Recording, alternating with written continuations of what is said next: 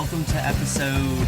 Frankly, I'm not actually sure which episode this is. It's probably like 11, 15, 25? Might even be an annual at this point. God, this is our This is our... Oh no, the best comics... annual. You're so cute. I'm just gonna... Yeah. You know what? It's our trannual. I love it. This is... As you know, I'm not the usual podcast host. We cooed Tate. We secretly overthrew her from behind the scenes, and now we have taken over for one episode. I'm sure she'll coo us right back and be back in power immediately. If she can escape the dungeon. If she...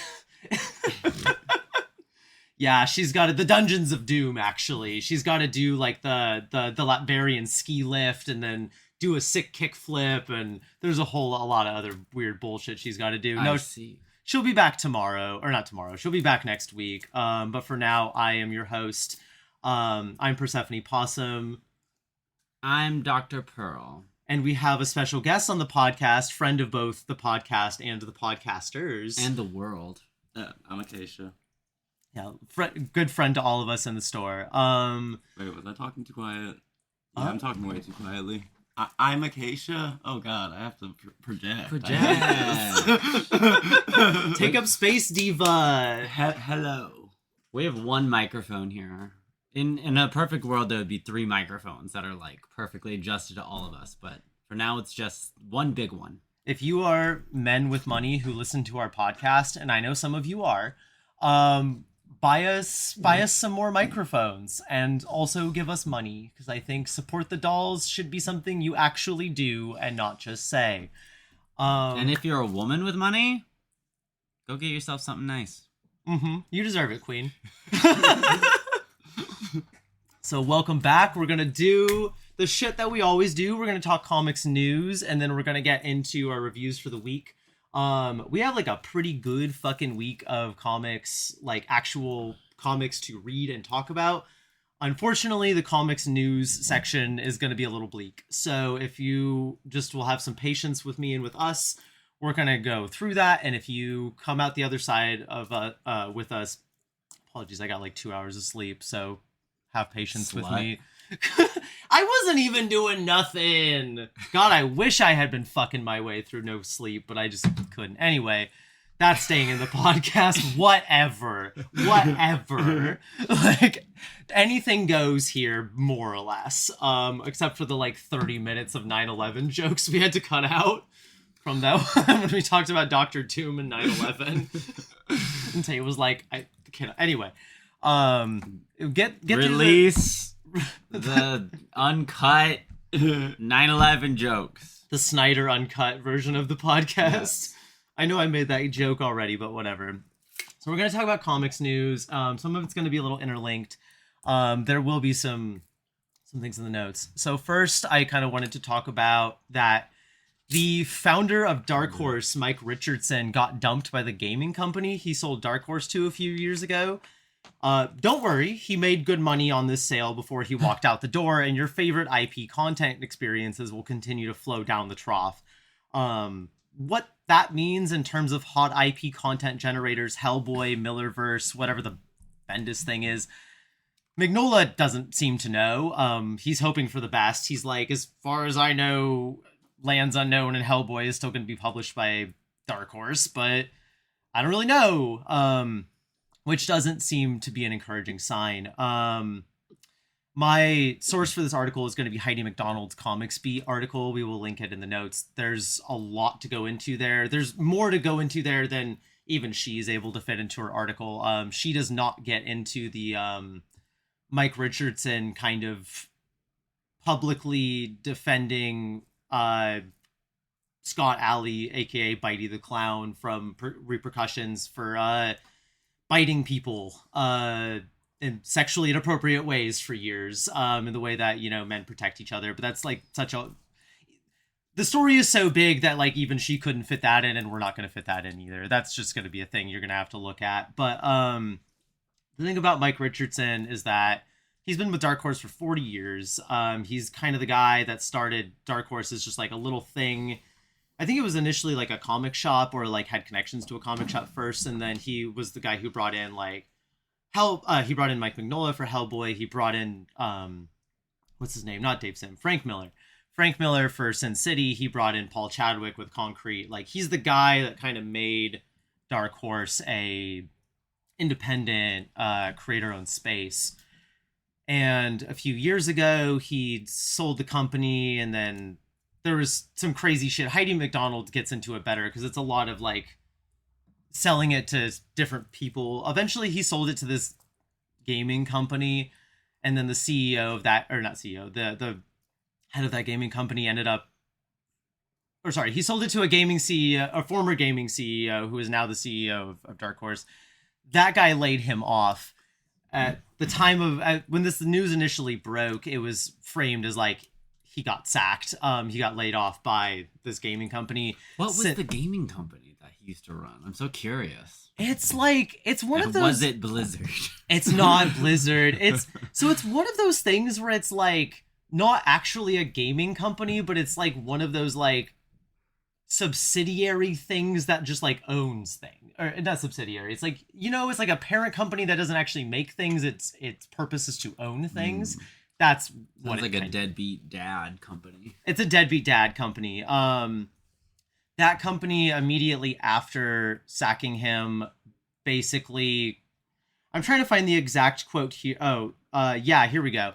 Instead of kind of like talking about his legacy or any of the other things that you would expect, a company to do when they fire somebody of like 40 years, their only response was, "Please be assured that Dark Horse remains fully committed to working closely with you and to creating the very best products and experiences for fans worldwide." New CEO Jay Comas' experience also seems publishing light. Jay brings extensive experience with global intellectual properties across games, film, and consumer products. Please be assured that Dark Horse remains fully committed to working closely with you and to creating the very best products and experiences for fans worldwide. Oh, God. So that's what we're looking at. And then if Golden Goose Mike Mignola doesn't know what the fuck is going on, that's a bad sign. They have seemingly, Dark Horse creators have expressed they're not really sure what's going on. I talked some shit about Dark Horse kind of falling off in the way that Image has, but like they're the home of like Mark Millar's whatever Millerverse bullshit. They're home to Bendis. They're home to like they just announced that like Hickman's 3 Worlds 3 Moons thing that he's doing with a bunch of writers and artists was going to get finally published through Dark Horse. And so what this company, which doesn't seem particularly interested in publishing things, is like what are we gonna what's gonna happen here? We don't really know. If you want more details on that, read Heidi McDonald's writing on it. I read it this morning. It's really good. I really appreciate what she had to say about it. Jumping around a little bit onto the next thing. Speaking of weird parent company bullshit, news kind of came out of The Stranger in Seattle this week that Emerald City Comic Con, as well as several other cons, including Oakland Comic Con, which is coming up. This is really complicated, and I'm going to link the article because this one's even more complicated, but basically a parent company of a parent company of a parent company that owns, like a company of a company that owns ECC has like... We live in hell. Has like we live in hell, and we're going to talk about that. Has like... I'm trying to find the exact number here. Corinne sent it to me. Actually, you know what? I'm just going to read The Stranger. It's going to make it easier here.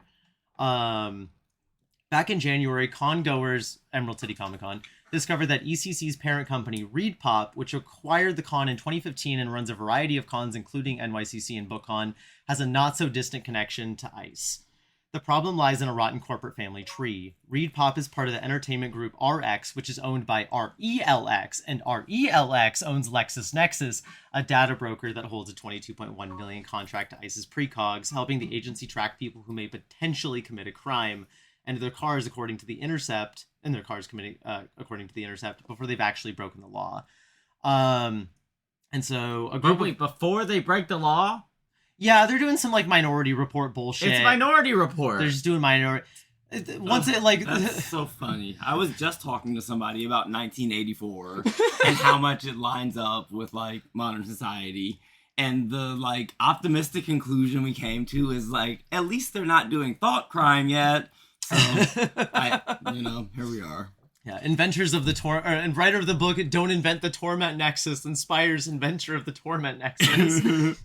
And so, last thing. So a group of unhappy cosplayers penned a petition asking ReedPop, which purports to, quote, promote inclusion and diversity, to force their parent company to divest from LexisNexis. ReedPop responded with a boilerplate statement saying RX, ReedPop, and our event brands operate independently from other RELX businesses on an arm's length basis.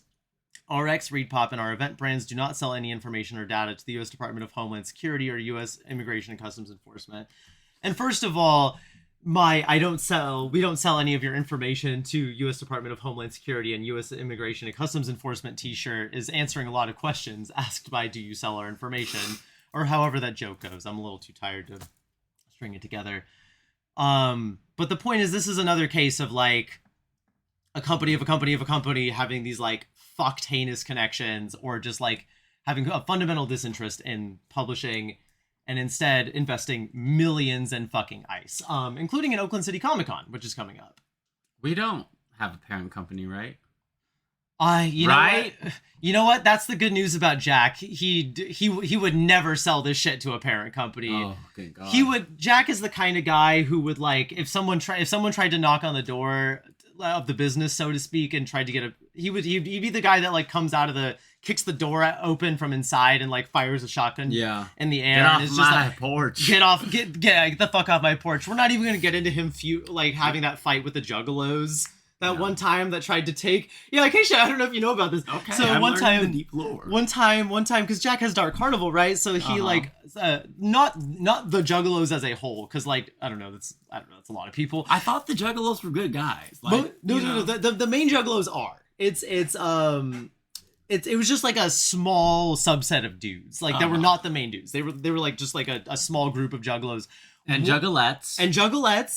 I think it's like an actor situation where it's like, don't say act, like they're all actors. Like you don't suddenly have like you're a Juggalo whether you're a man or a woman or some other fucking thing. Like Juggalos of all shapes and sizes and genders and Jugga they. They have jug experience.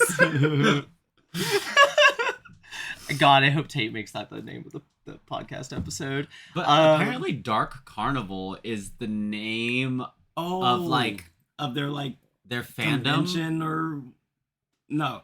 Maybe their convention. I don't know. If you are a Juggalo and you love the Insane Clown Posse, you are of the Dark Carnival. Oh, is it like being a friend of Dorothy? But for clowns? I think it's like being a little monster for Lady Gaga. Right. But you're in the Dark Carnival. Means you're a Juggalo. Sick. So Jack has been the Dark Carnival since 1970 whatever, and he's had the website thedarkcarnival.com since whenever. Mm-hmm. And they tried to take it from him, and they threatened to sue us. I see. They threatened to sue us over ownership of the Dark Carnival. And to be clear, Jack laughed in their faces and said, "You and what fucking army?" And the Juggalos did not. The Juggalos, they did not rise up. No. Wow. Yeah, no. It did not work. We would never have a fucking parent company. But just to kind of that's kind of all I have to say about. We also do not sell your data to the government. That said, I do know what y'all are reading because I'm a nosy bitch and B do all the polls, and I know y'all. I know y'all guys. We do judge you, of course, from our ivory towers as the arbiters of taste (women). So we're gonna. But we do not sell it to the government. We do not sell it to the government. The government doesn't want to buy it. They don't care about your taste in comics. No, they don't really fucking give a shit about your taste in comics. They don't care if you eat. they don't care what the fuck you're reading. But we're gonna jump from that to okay. I'm gonna give a Heidi MacDonald quote from the last article, but then I'm gonna go into what I'm calling Image's dumb fucking scheme. So to quote Heidi MacDonald, So tale as old as the 21st century, it's all about the IP. Almost every comic book publishing company is now part of a larger entity that runs it as a low-cost IP studio, not as a company that makes money publishing things. And I think that's really key. I think kind of the only one of the big monthly title companies that's really doing anything serious right now is DC, and they're owned by fucking Warner Brothers. And that's a whole thing with the whole Paramount merger. But we're not going to talk about that. What we are going to talk about is what I am going to politely refer to as Image's dumb fucking scheme. And to introduce Image's dumb fucking scheme, I want to talk about the fact that Dork #1 is being promoted as it just was the first comic to break $300 as a 9.8 CGC graded slab, and and Absolute Batman took 3 months to do that, and Dork took like 3 weeks or something like that. Dork. Now, if that sounded fucking stupid, and you were like, well, what about the book? Like, if that was just incomprehensible garbage to you, I have good news. It is. So for the last 4 weeks or so, Image and Vault with Nectar, but like Image with Dork, with Narco, with Tigress Island, and with White Sky. All had #1s drop, all of which sold out at the publisher level. Most of them before they even like actually were on sale. Which is a crazy thing about books that had no hype and were at best of middling quality, that every single one of these books I've not seen anyone talking about. I've never seen anyone talking about it as like a story or art. No one has anything to say about these books as a piece of art. And I think the creators are largely innocent in this, other than maybe of like making mid stuff at best. Because all of it, like, the best looking one is Dork, and that's just like, if you've read a Scotty Young comic, it's like that, but like middling. At worst you get White Sky, which is like, I would call it a knockoff of The Last of Us and every other like unremarkable post-apocalypse comic of the last like 20 years, except what it's actually ripping off more than anything is Noctera, a different Image book about a post-apocalypse where there are shadow creatures. It's shit. It looks like ass. It inspires no confidence. This week Tigress Island came out, and it's already sold out. It's just a booby book. It's just a booby book, It's and just that's cheesecake. It's just cheesecake, and that's fine, but like there's no way it's sold out at the publisher level. So I'm briefly going to tell you what Image's dumb fucking scheme is, because last week when Narco and Nectar came out, those sold out near immediately with books with no hype and books that nobody has told me about. Batman #7, a mainline Batman title, was getting skipped over and for this garbage. And look, I usually am not one to complain about people checking out independents over fucking Batman, but Batman's actually good right now and thoughtful, and none of this shit on the shelves. Again, I want to be careful because I think the creators are largely innocent other than making middling work. But I think Image is like, I'm a read. I'm gonna take some bitches to college. I'm gonna get some bitches some knowledge. But I think Image is running You haven't even read Dork. I read a little bit. It could be a masterpiece. I read a little bit of Dork, dude. It was fine. It's the kind of thing that would have been unremarkable in 2014 Image. It would have been like, wow, Scotty Young's having an off day today. And that would have been the most to say about it. And that's one of the better ones, dude. I mean, Tigress Island is a booby book, but at least there's like, the booby stuff is like more interest. Like, it doesn't look like 90s bullshit. But anyway, before our customers get here, to get into the Image scheme, like, people were kind of like asking like, what the fuck is going on? Why are these books selling out? And I've got it. It's very easy. Lay it on me. The answer is easy. Image, and to a lesser extent other companies, saw the organic hype machine and the money that Absolute Batman created, as well as the derangement of the card market, because card people are fucking insane, and will not see heaven. They decided that they wanted in on that, but given that almost everything put out at Image has the immediate interest and cultural legacy of a squeaky fart, Image decided they had to manufacture it with the help of Cover Price and a small crew of other spec hype sites. This is part of what's happening. I've seen all these books. They are at best forgettable and middling, if not derivatives of derivative genre fare, whatever.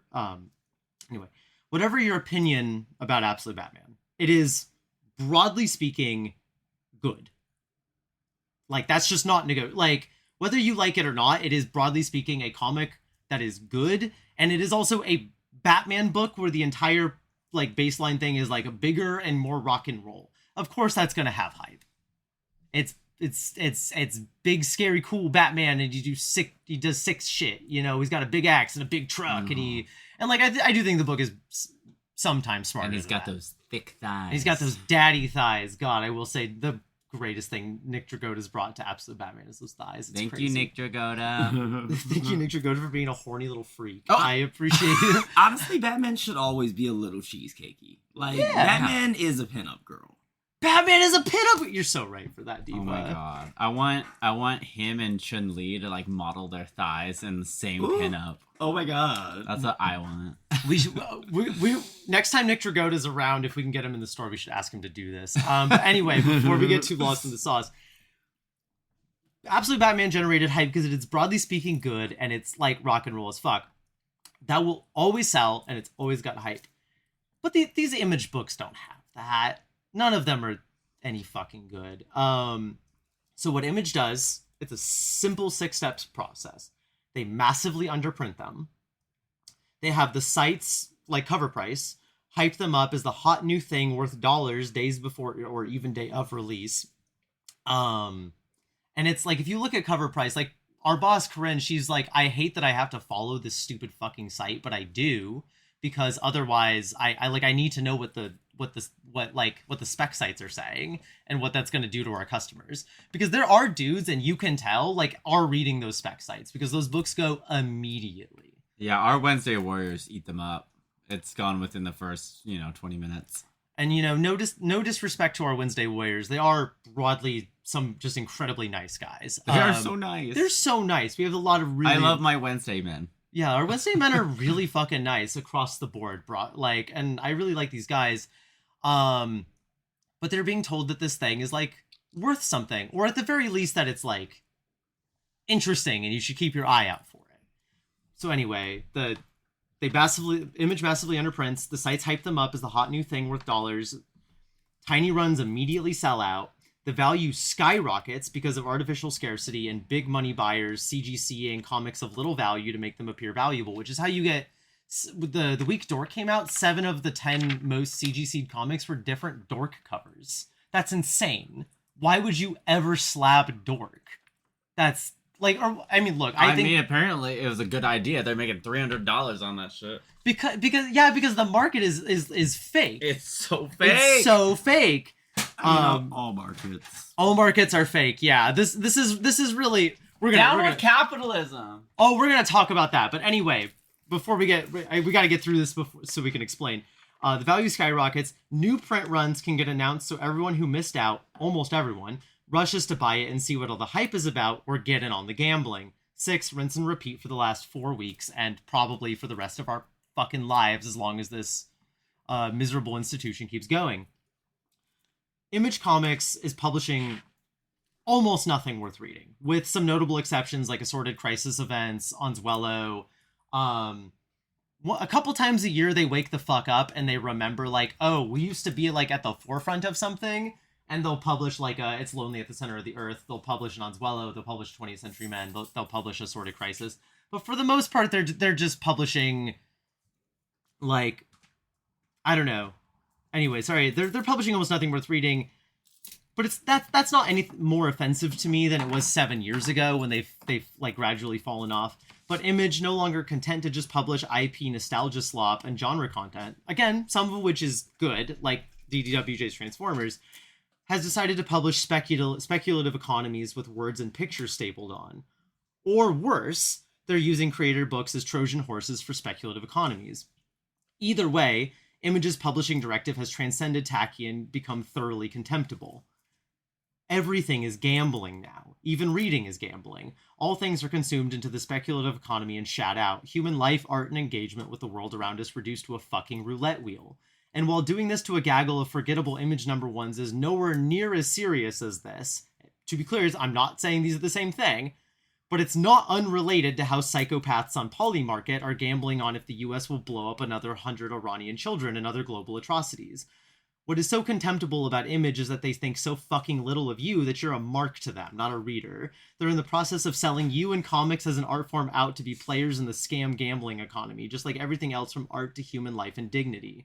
It's like the AI shit. If you don't tell them no now, they'll take that inch and run off into the fucking future with it and everything else in tow. We have to say no to this shit. Like, because again, it's not the same thing as like betting on if the United States and Iran are going to have a nuclear war. These are obviously different things. But the point is that like we live at best, the best case future is the thing Heidi McDonald said about almost every comic book company is now part of a larger entity that runs it as a low-cost IP studio, not as a company that makes money publishing things. That's the optimistic thing. We've been in that for a while. What Image is doing here and broadcasting clearly is not that anymore. What it is now is speculative economies, gambling. Everything is gambling. The movies you more blind bags, baby. We need more blind bags. Yeah, everything like blind bags are fucking gambling. This like CGC bullshit is fucking gambling, and like CGC's been around for a long time, but this specific thing of like Image churning out these like they're not even just churning out content anymore because they've been churning out mostly content for some time now, but like now it's just speculative economies. And at best, that's, disrespectful to the creators. I don't think the creators are in on this. I don't think this is a scam that the creators are running. But I do think Image is like running a fucking scam on you. And I think you deserve better. We deserve better. We deserve to live in a society that doesn't fundamentally reduce our lives and the art that we make and the ways that we communicate and the ways that we live and the ways that we connect. We should demand that it's not fucking gambling. Don't you want more? Like, I think we should demand more. I think we're owed more. Like, we're owed, like, not everything has to be, the most profound art on the fucking planet. You can just have a good Spider-Man comic. Some of the comics we're going to talk about today are just good, they're just good, like, superhero comics or whatever. They don't need to change the fucking world. And, again, they're comic books. But you deserve books that, like, somebody wanted to fucking make. Like, and the reason we get less and less of those these days, the reason we get less and, like, I don't want to sound like an old woman who's like, comics used to be better, because, like, there's actually a lot of things that are better right now than they've ever been. Good morning. But one thing that is worse is that, we used to have regular mainline DC books would like be getting into, the Question, Green Arrow and stuff, would be getting in, like, would be engaging with the world around them, would be engaging with the politics of the day. You'd get Dwayne McDuffie, like, having, like, a Palestinian refugee superhero over in Milestone. You'd get fucking, like, the Question dealing with, like, corruption in, like, big cities and the police force. You'd get, like, Green Arrow and Green Lantern, like, dealing with, like, dealing with like the heroin epidemic and the like racialization of that, and like that would be like, for better or worse, like actually engaged with. Human life and art and meaning would have meaning, and now more and more things are becoming IP, and then beyond that, more and more things are becoming gambling. And like, I want more for you, I want more for us, and at some point we have to tell Image to shut the fuck up. Like, it's contemptible. Like, I've talked a lot of shit about Marvel, and I don't want to, I've been talking a lot, so we should actually get to the books. But the point is, like, I have a lot of frustration with Marvel. They mostly make bad content right now, for the most part. But they still want to make something.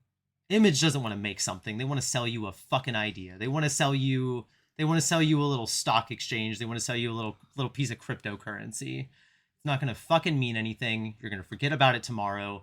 and it's going to be a wet fart in the wind. I know I'm thinking about what dork is going to be like a year from now. Just no one's even going to remember what the hell that is. That dude's like little $300 slabbed dork is going to be worth nothing. And I feel bad for like It's gambling. And I feel bad for some of these creators too, because like Brett Bean seems like a fine guy. Like we talked a lot of shit about Dork. Dork's become like the face of this. It's again not even the most offensive one, and this guy's like doing something. He's making a little comic, and like even if I don't like it or don't think it's that interesting, he wants to be here. Why doesn't Image? Why doesn't Image give a fuck about him? And why doesn't Image give a fuck about you? Like, Image should. And you should tell them that. Anyway, that's going to be the news for this week. We're going to get into comics reviews in just a second. What about Dave Pilkey in the Epstein Files? No, we cannot joke about that. No, Dave Pilkey is not in the Epstein Files. We cannot joke about that. Dave Pilkey. I mean, look, Tate's gonna cut this out anyway, but just in case she doesn't, we cannot be claiming the Captain Underpants guy is in the Epstein. We cannot be doing that. Like, look, I don't need to defend Dave Pilkey's honor, but like the level of, and it is funny, but also like. Poor Dave Pilkey is catching strays about that. I love attacking Dave Pilkey. I'm sorry. It's just a pastime of mine. No, I absolutely toxic. Yeah. No, I support toxic women. I just think this specific line of attack is what we can't do. I think we just can't say that Dave Pilkey is in the Epstein Files. I think we shouldn't say that a children's author who by and large seems to be mostly fine, we should not say that he's in the Epstein Files. That said, the last thing I'm going to say, because almost certainly this is going to get cut, so I'm just going to say something a little bit funny. I'm trying to think of who the comics creator who makes comics for grown adults is. That's probably in the Epstein Files. Solid case for Robert Crumb. The Woody Allen of comics. Solid case for. He is the Woody Allen of comics. Wow. He would be in there. Ultra late stage cancellation. Late stage. Robert Crumb's yelling about the 5G towers and shit. Who fucking cares? Like he doesn't know what's going on. I've talked a lot of shit about Dave Sim, but he's not in the files. Dave Sim's never left his house. Has left his house 20 years. Since we're doing libel, that's gonna get cut out. I'm just gonna say Jeff Loeb, decent possibility. Definitely some creators in the manga industry. Oof.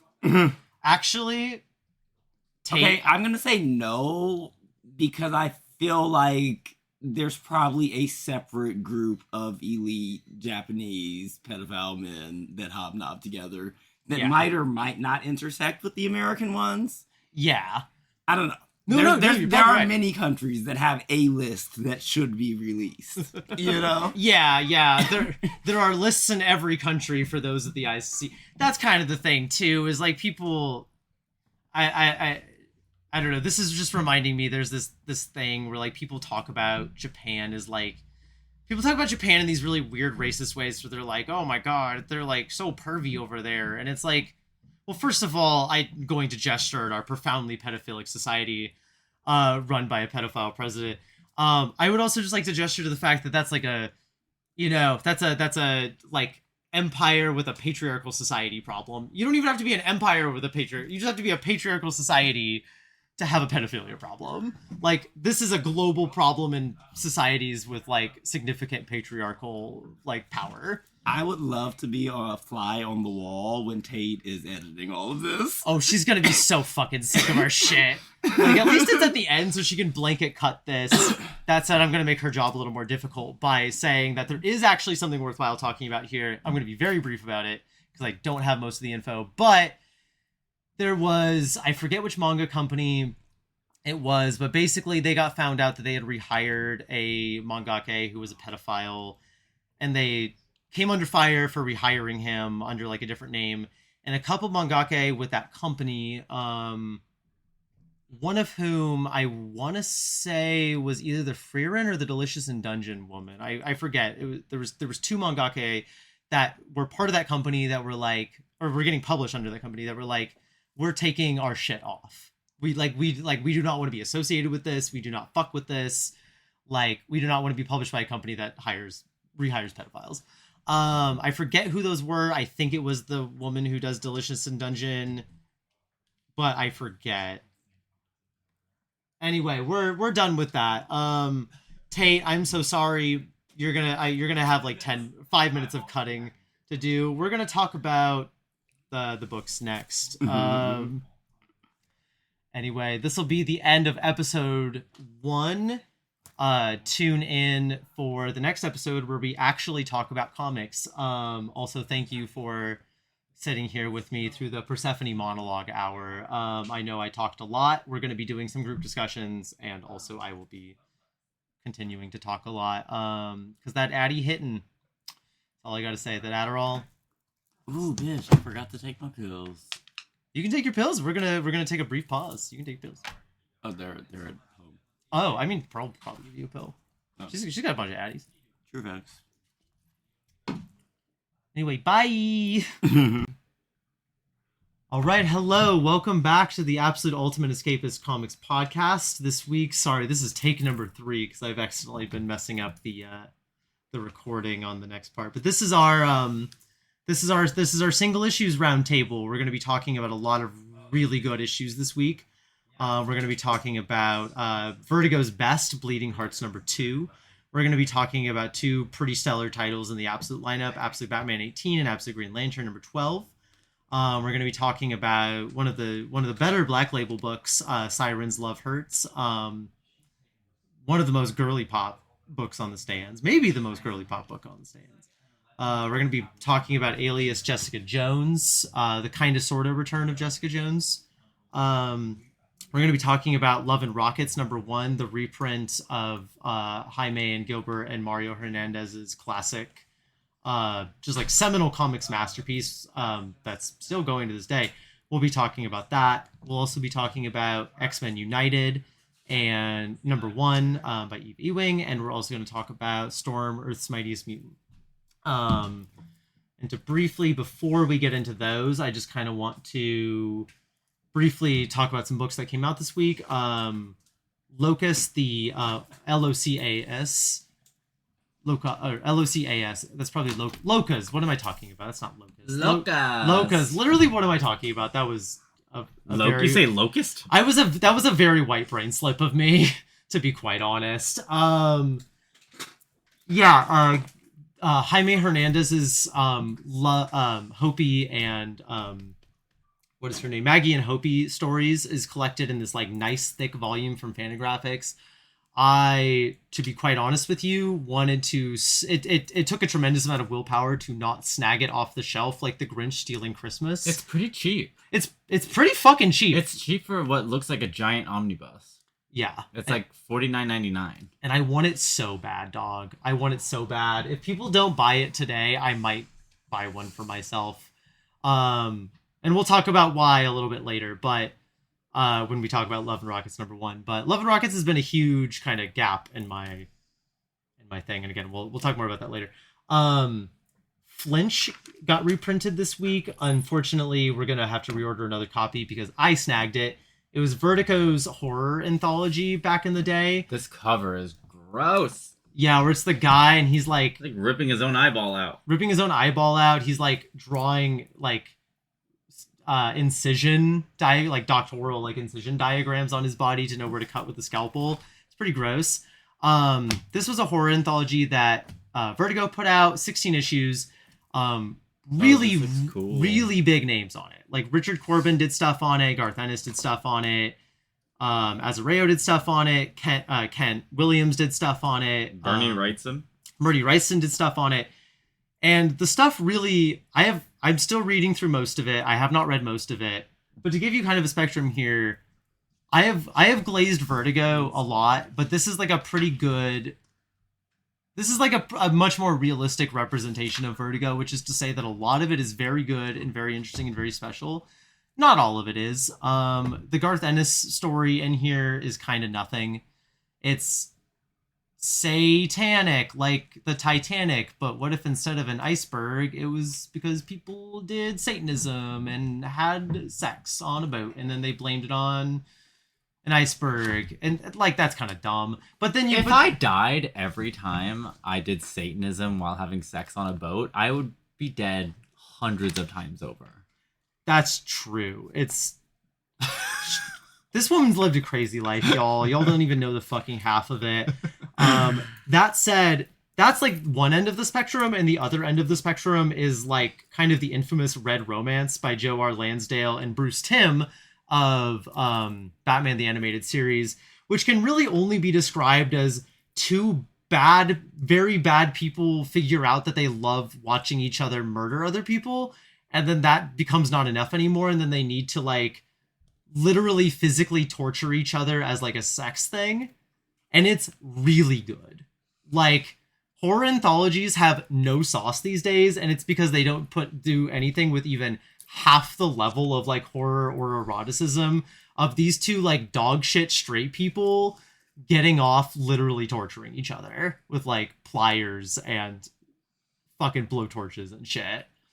And it's, look, I'm gonna out myself in some kind of way, but it's really hot.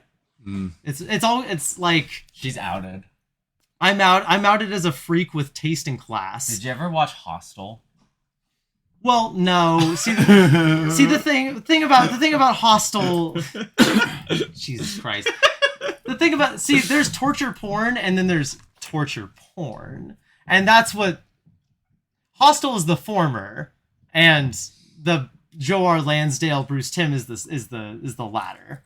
Where it's like it's meant to be Hostel's not meant to be hot. I accidentally watched Hostel with my grandma.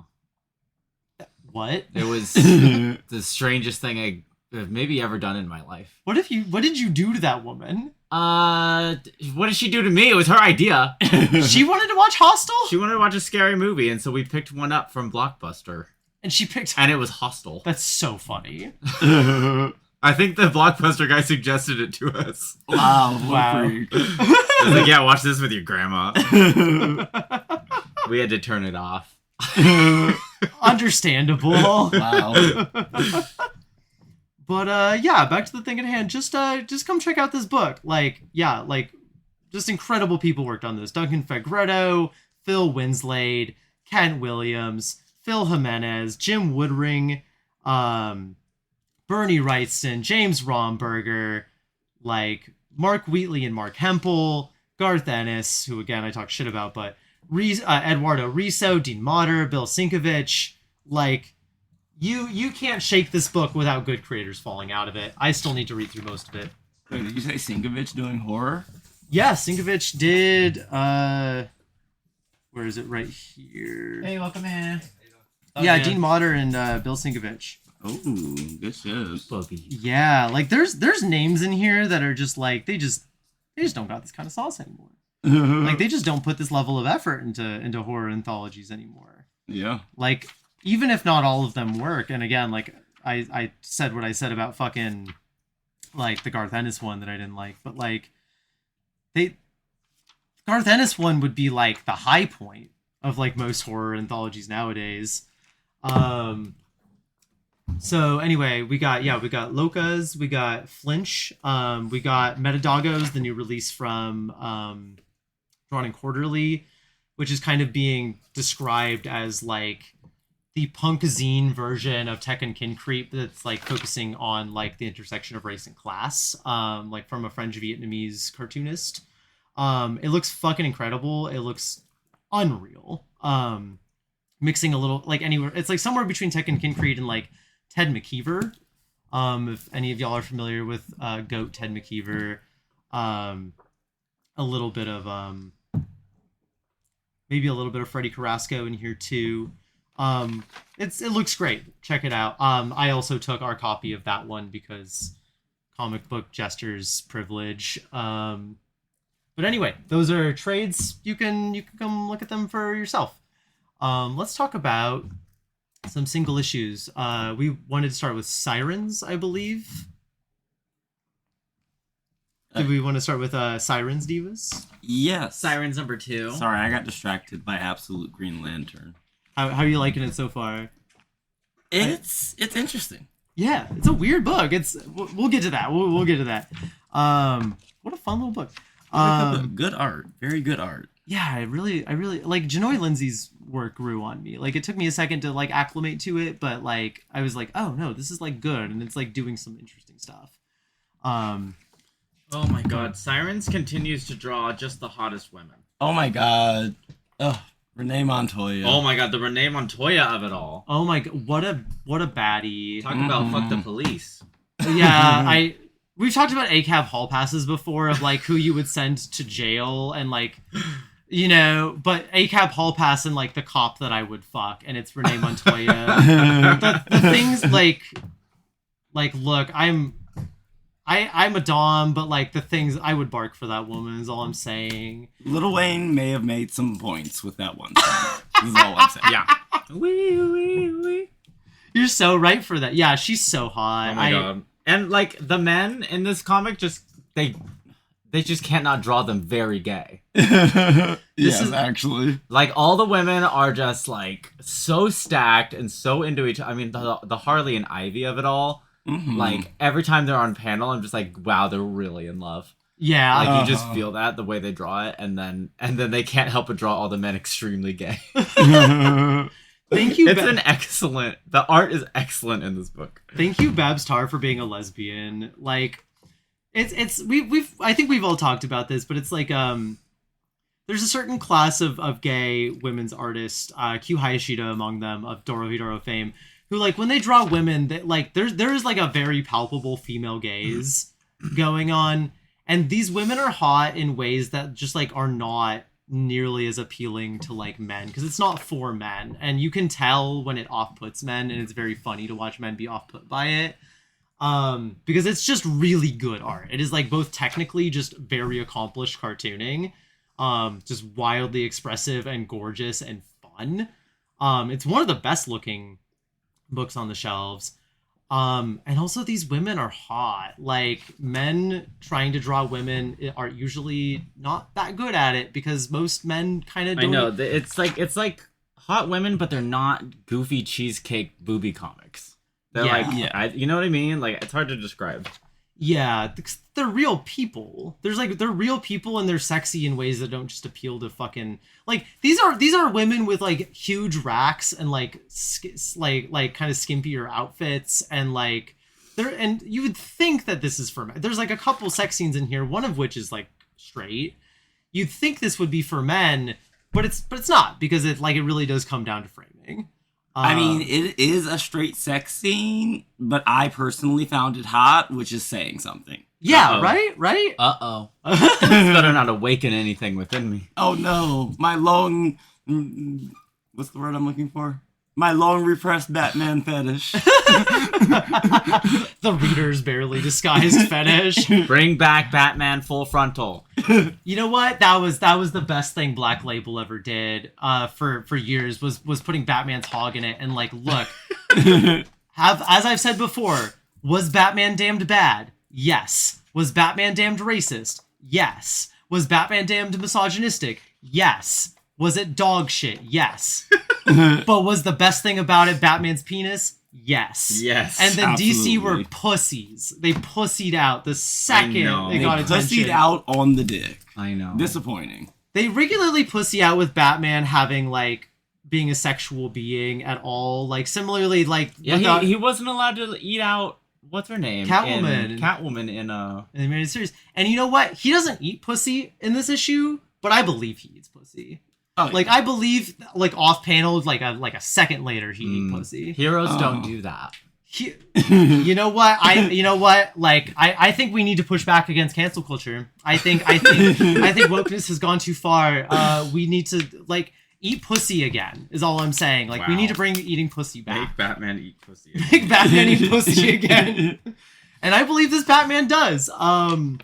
You know, it's just nice to see more to the point, I believe this Catwoman would insist on it. Oh, yeah. You know. This Catwoman is not leaving without getting her shit rocked. Exactly. Oh my god, this Harley and Ivy is Just so cute in here. Sorry to distract. But No, I just found thank a you. panel of Harley and Ivy kissing, and I'm just so happy. Yes. I would like to state on the record that Harley continues to be just like me for real.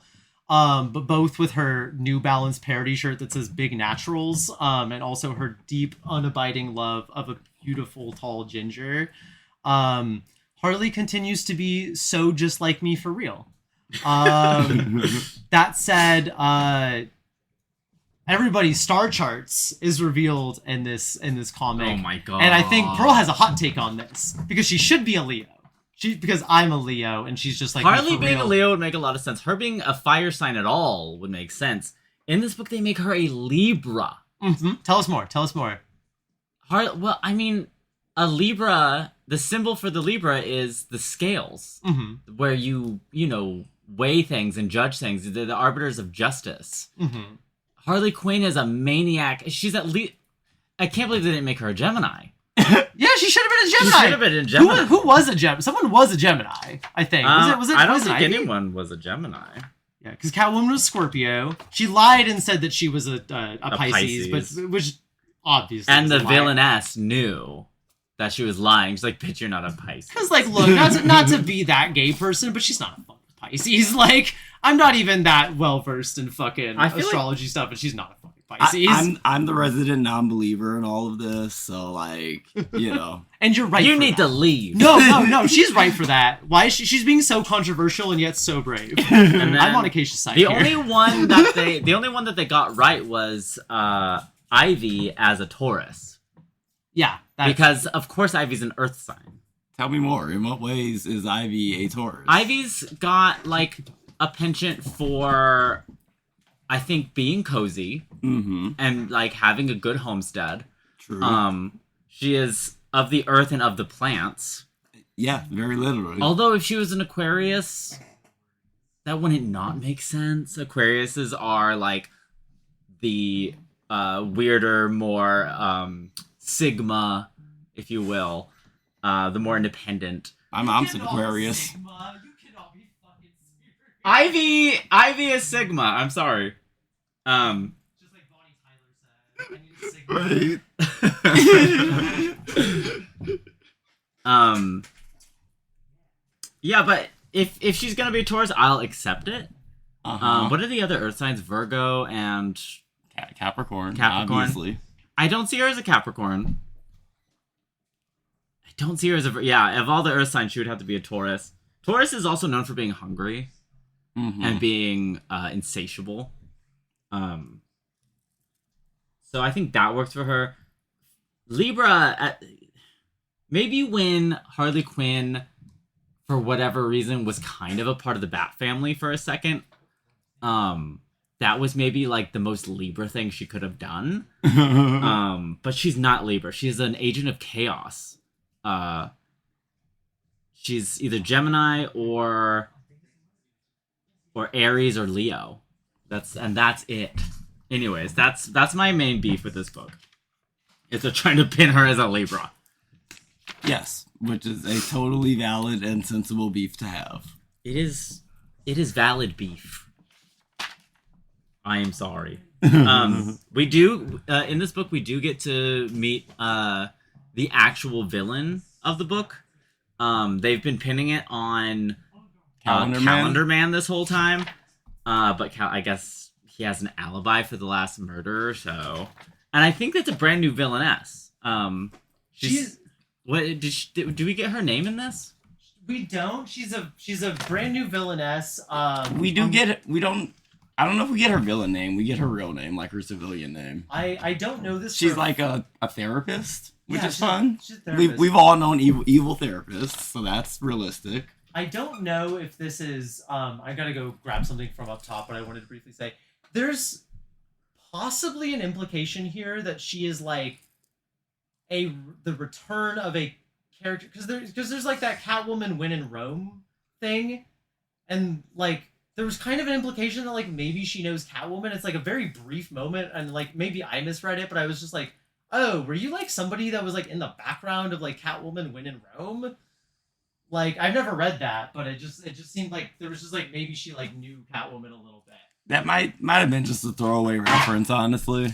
Black Canary refers to her as Horoscope at one point. Horoscope? Yeah. That just sounds like a quip. That could be just a quip, but so far I think her working title is Horoscope. Can I see it? They literally say her name in the book. But she's interesting. She's like, Harley Quinn is like just doodling on the like crime photos of all the stabbed women, and she's just playing connect the dots with the stab wounds because she's a Gemini, first of all, and they realize that the stab wounds line up with constellations. I think her name is Portia Celestine, or at least that's what Catwoman thinks her name Oh is. yeah, and she's Italian. And she's Italian. That's so brave. Italian X. Italian X. Mm-hmm. She is of Sopranos experience. Oh my god. Yeah. Good villain. Did you like the book, Acacia? Oh, I did enjoy it a lot. I mean, it was just like... You didn't read number 1, right? I didn't read number 1.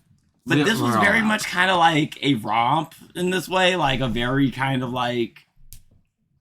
Like, I don't know, like a road trip movie or something. I mean, it's not literally that. Like, they're not going anywhere. But it's like It's this, like one... a girl's trip. A series of events. And they're all... It's like very like... You're along for the ride. Mhm. You know what I mean? Like... And it's interesting because it's like... The time frame the book takes place over is longer than you would think once you read it, but the whole thing feels very like snappy and action packed. Like I want to very see much it cutting animated. out like the bullshit and just like get to the good shit. It would be such a good animated series. I It would. mean, it draws so much from the Harley Quinn animated series that exists. I feel like it feels a lot like what was that other thing they were all in? The Birds of Prey. Oh yeah, the Birds of Prey, the Kelly Thompson one. Yeah, it feels a lot like Birds of Prey, but like, I don't know, sillier. Sexier. Uh-huh. God, one of these days they're gonna let Kelly Thompson like off the leash and just let her do something feral. Because like you see that like again like we don't want to talk about too much because it's not out this week, but like her in Absolute Wonder Woman, like the like bisexual sexual tension going on between like her and Zatanna is fucking crazy. The amount of gay shit happening in that book is wild. And I've said this before to people here individually, but I'll say it on the record for the podcast. If Absolute Wonder Woman and Absolute Zatanna do not scissor at the end of this arc, I will be storming the DC offices like this is my personal January 6th. I will be. I'll be right there with you, sister. I'll be occupying fucking Jeff Johns' office or whatever, Jim Lee, whoever's fucking running things now. I'll be occupying Jim Lee's office, like. I'll be the person that gets accidentally stabbed with a flagpole while all this is going on. Oh my god. I forgot about that. That'd be a great look. God, we truly live in the stupidest country on God's green earth. Hate this fucking country, dog. Hate it here. Is that all we want to talk about with Sirens, or is there more we should talk about? Hot chicks and murder mysteries. It is a gay book for gay women, and I think we need more shit specifically for gay women in the cape space. Yeah, so, I wish this book was getting more attention. Teenie Howard and Babs Tarr are just slaughtering it. It's so good. They're so incredibly good. And Mikel Muerto. Yeah, Mikel Muerto. Sorry, my tongue is tripping over myself. Really good colorist and a really versatile colorist too, because he's the guy who usually colors Matthias Bergara, and those are incredibly different colors. And then this is so much more girly pop and like has like a sheen and a glisten to it.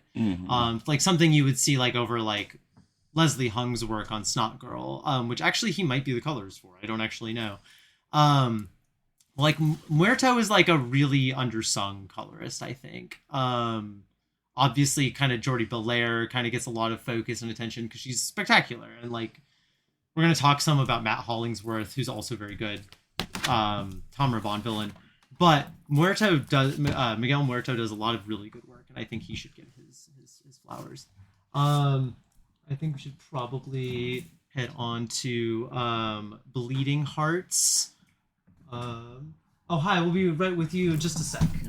Yes, please.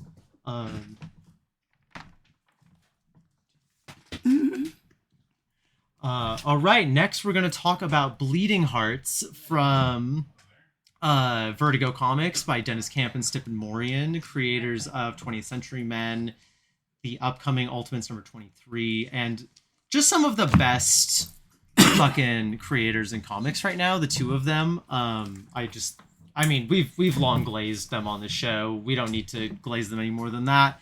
But we should talk about this book, Bleeding Hearts number 2. This is another one like Sirens that all three of us read. I would just like to kind of maybe introduce this, and then we could kind of start talking about it. I've said before that like all of these, out of all of the books, this one feels the most like Vertigo in the sense that it's like really doing something different. Like nothing else feels like this in any tangible way on the shelves. I can't even think of another book that it feels like.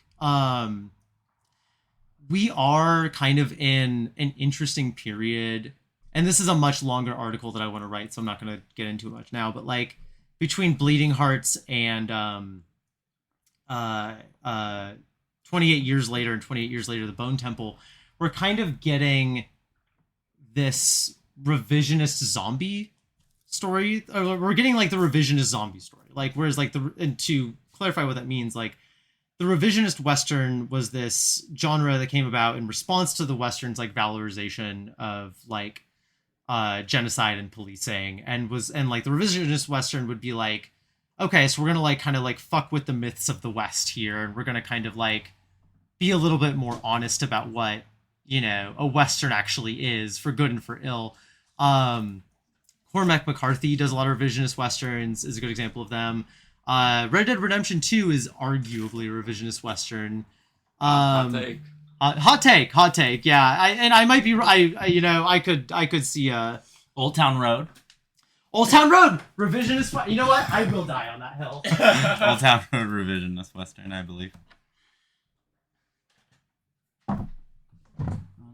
Take my horse to the Old Town Road. I'm gonna ride till I can't no more. Ride till I can't no. But we're getting these, to get back to the revisionist zombie story, we're like getting these zombie stories where like zombie stories often have like a particularly like, again, like for example, I love The Last of Us 2, despite many things. We don't even have time to get into that. Oh my gosh. That's a whole other thing. We don't have time. Yeah. That's a whole fucking mess. But Druckmann, you will always be famous and infamous. Always both. yeah, it's like we can't hang out, but I like what I like. You can't hang like actually spiritually Israeli. Like the term spiritually Israeli gets thrown around a lot. There is some spiritually Israeli. Anyway, we can't get into The Last of Us 2. This is a whole fucking mess, and I know we all feel strongly enough about it that we will just start talking about it. Like I love that thing, and like, you know, people on this podcast have expressed liking The Walking Dead before, or like, but the thing about the zombie genre is that there's like a kind of an inherently reactionary bent to it. There's kind of this inherent in-baked assumption that like people are only out to get each other, and so thus like it becomes this like very like, you know, it like kind of post George Romero's stuff, which is pretty radical. Like a lot of the original zombie stuff by George Romero is pretty like the main protagonist of George Romero's first zombie movie is a black man, and that's very important. Like when he made that in the 60s, like that was incredibly crucial to the material. Like it is a very political movie. And kind of similarly, like 28 Days Later in 2004, like which most zombie thing, or in 2001, 2002, which most modern zombie things have kind of spun off of, like The Last of Us and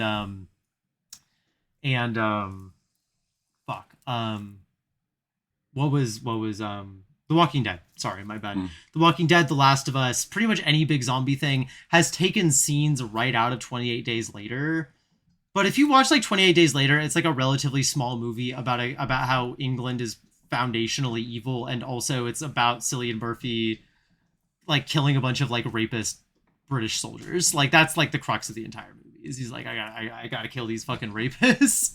Like it's not a particularly reactionary movie necessarily, but kind of everything since then has kind of had that bent of like this like hyper violent world. And we come over here to Bleeding Hearts, where this is a very, like as Pearl pointed out in the last episode, this is a book which has more in common with Zitz than it does with like The Walking Dead.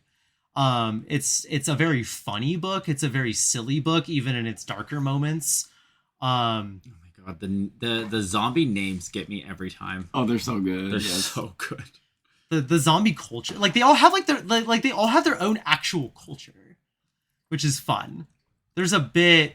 No, wait, I think that's from issue 3, so I'm not gonna say anything. But like, yeah, they all have their own unique individual cultures and like relationships to each other. Like that bit in issue 1 where they like to mark that you're best friends, you like tore off one of your arms and swapped it with the other guy. I know, that's like, that's why his one arm on him is always so big, because he took his friend's arm. Or it's like the one character whose name is like goes to a house filled with a starving family and eats the whole thing selfishly by himself. And like that name is like his punishment for that like selfish act in their culture. Yeah. Like that's what I'm getting at, right? Is like this is like Bleeding Hearts is foundationally about how our differing experiences of material reality make it so we may as well be different species, and how we communicate in universal gestures of kindness and care around that. A lesser writer, because this issue, jumping from the zombies' point of view, this one takes place from the humans' point of view. The last survivor of the humans who got ate last issue, and it's this really beautiful piece, and she's talking about like the daughter she had with her husband, and then her husband dying, and like her daughter getting there's a really crucial line where it's like her she's talking about her daughter, and she says like my daughter knows well enough not to, or what is it, rabbit knows well enough not to get attached, but she does anyway. Mm-hmm. That's the whole thing. Like that's it right there. Like she gets attached, and like it is a book about how, because they can't understand each other, like literally cannot. The sound of the zombies just sound like groaning. To the zombies, the sound of human beings sound like screeches. I think that might actually just be the very, very beginning of issue 3, but like they both sound like monstrous to each other. They both inherently view each other with distrust or like uncertainty, and they don't know how to communicate because they literally can't. And a lesser book would be like, this is about the political divide in America. And it's not that, because that's too simple for what this is. Like, this is like two cultures of people who have such foundationally different experiences with the world that it literally makes it impossible for them to communicate directly in like, at least in like direct language terms. They can't have like a direct conversation. But what they can do is like these universal gestures of kindness and care. Like Poke goes, the little zombie boy goes to get Rabbit's stuffed rabbit. I forget what the Flip, and goes to get that rabbit and passes it to Rabbit.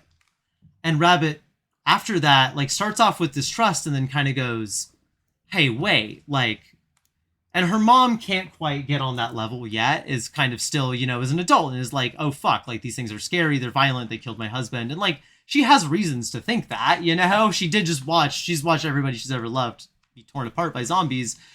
But...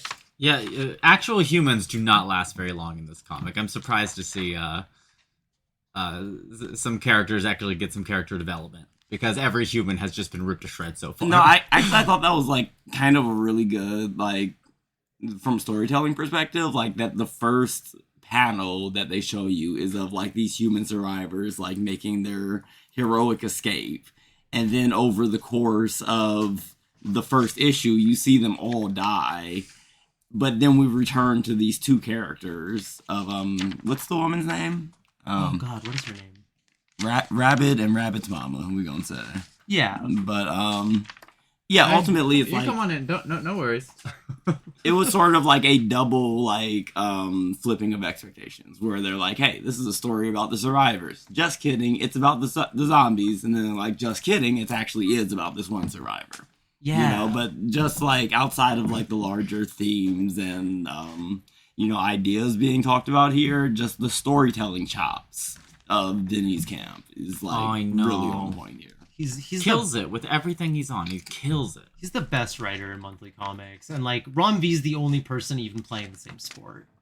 Like, and I still think Dennis Camp is like Dennis Camp is playing on such like a major league level that it's like insane. I know, it's relatively new also. Yeah, I mean, like before 20th Century Men, he had one book. He had a book called Maxwell's Demons that was like a mini series. I haven't read it, but it's supposed to be very good. And then 20th Century Men dropped, and it was like one of the best comics of the last like 4 years. Like it's fucking incredible how good that book is in terms of like monthly stuff. It's so good. But yeah, I just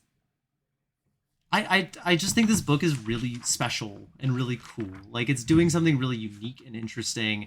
I like that this book is like engaging with, how do you communicate across lines of like fundamentally different material reality experiences? Because like, it's not as simple and reductive as like a political like right versus left, blah, blah, blah. It's like, how do you like, sorry, I accidentally went backwards in the conversation. My bad. What I had meant to say earlier was actually going back to our point about the survivors. Was that it seems like there's like an implication here that like a lot of survivors are dead at this point. Yeah, the implication seems to be that most of the world is dead, or at least they seem to be in North America. That most of the continent has already been killed and eaten by the various hordes, and for the zombies, from their point of view, like food is getting scarcer and scarcer, and life is getting better because I don't know. The book hasn't really gotten into the idea of whether or not a zombie horde, a zombie planet is like sustainable long term. Mm-hmm. But it seems to be at least implying that it is not, and what's going to happen when they run out of food, is perhaps a question that will be answered later on. Yeah, and I'm excited for that because Dennis Camp does really think about those things. He is like a guy who like. All of his books are kind of taking like a pretty base good idea premise and then being like how deep can we like get into that? Like a sort of crisis event similarly is like how many different facets of like what a crisis event happening to a regular person would look like. And Camp is really good here. But sorry, Pearl, you were gonna say something and I think I cut you off. I'm really interested in this beating heart. Yes. Yeah. That's like the big, like his heart is just beating, and is he coming back to life? And are his friends going to try to eat him? Mm-hmm. That's what I'm really interested. I mean, there is definitely going to be a confrontation with like his bestie. Yeah, once they figure out his heart's beating, and that seems like it's going to happen soon because I think they were here together in this abandoned school, and then we kind of cut to. Him bringing back all of the rabbits, various toys, and, food for him and his mother. Mm-hmm. And we don't really know what happened in between. So I suspect issue 3 is going to, like, fill in that gap for us. They don't really remember that they were ever human. I believe. Hopefully that happens in this issue and not issue 3. Because I have actually read issue 3. Yeah, Pearl and I have both read issue 3 because they sent us a little PDF. Uh-huh. And I'm trying not to reference issue 3. Yeah, because issue 3 does some really cool things that I keep wanting to reference it. But yeah, I'd be really curious to see where the memory kind of aspect comes back because like I imagine he might start remembering some things and also where does that leave him and being able to kind of be this like weird middle ground between the material realities of life and death. To kind of jump a little bit. When in there, just to kind of talk about the art really quickly. Look, I glaze Stipp and Morian all the time. We've talked about how his art is closer, like evokes more things like Zitz and Crazy Cat than it does a traditional zombie book. That his form, he does like so much with like having like a very loose form. He can tighten that form up really intensely. Like there are parts of like 20th Century Men where the forms are really tight. There's like very hyper intense detail. He can also go very abstract and he can go very loose with his line. He plays with anatomy for expressiveness a lot. He is very good. I think he's one of our best like working cartoonists. He's just unbelievably good. And this is like a more restrained issue from Stipp and Morian. Like he's not doing quite as many it definitely is like a little bit more reined in some of his like wilder tendencies, like that. If it you definitely like, feels settled down compared to issue 1, which like artistically, like that first panel of issue 1, I was just like, this looks like 3 different like, you know, drawing like style aesthetics, you know, on one panel, and it was just like, I don't know, and I don't know, but it's like it seems like he settled into like a, you know, more consistent style here. But also I feel like it's kind of like emotional and like based on like the tone that he wants these scenes to have, you know what I mean? Like how disparate or focused the style will be, you know, kind of like the reader's focus follows that to an extent, you know? Exactly. Yeah. And like what he does zero in on here is like some really solid abstraction. The bit where she's talking about like her husband's death and like paralleling the going up the stairs, and that like that's just incredible. Like the use of that, and we'll talk about color in just a second, but just like the silhouette work there and just like the parallel with her going up the stairs and the kind of almost curve of it a little bit. He plays a lot with having a like much looser backgrounds. And just like I just love Stippen's work. I will later show you this Santa Claus book he's doing called Our Soot Stained Heart. That's unhinged. It's crazy. But kind of the last thing I want to say about this book, because we've been talking about it for a while, we should jump around. Matt Hollingsworth is a colorist who's been in the game so long it's easy to take him for granted. He's done like you've seen a Matt Hollingsworth color at some point. Like if you've read the original Jessica Jones, he did that. Like if he's done books for Marvel, he's done books for DC, he's done books for Vertigo, he's done books for, I think he was like the artist on, or the colorist on maybe Preacher was maybe the colorist. Like he's been around for fucking ever.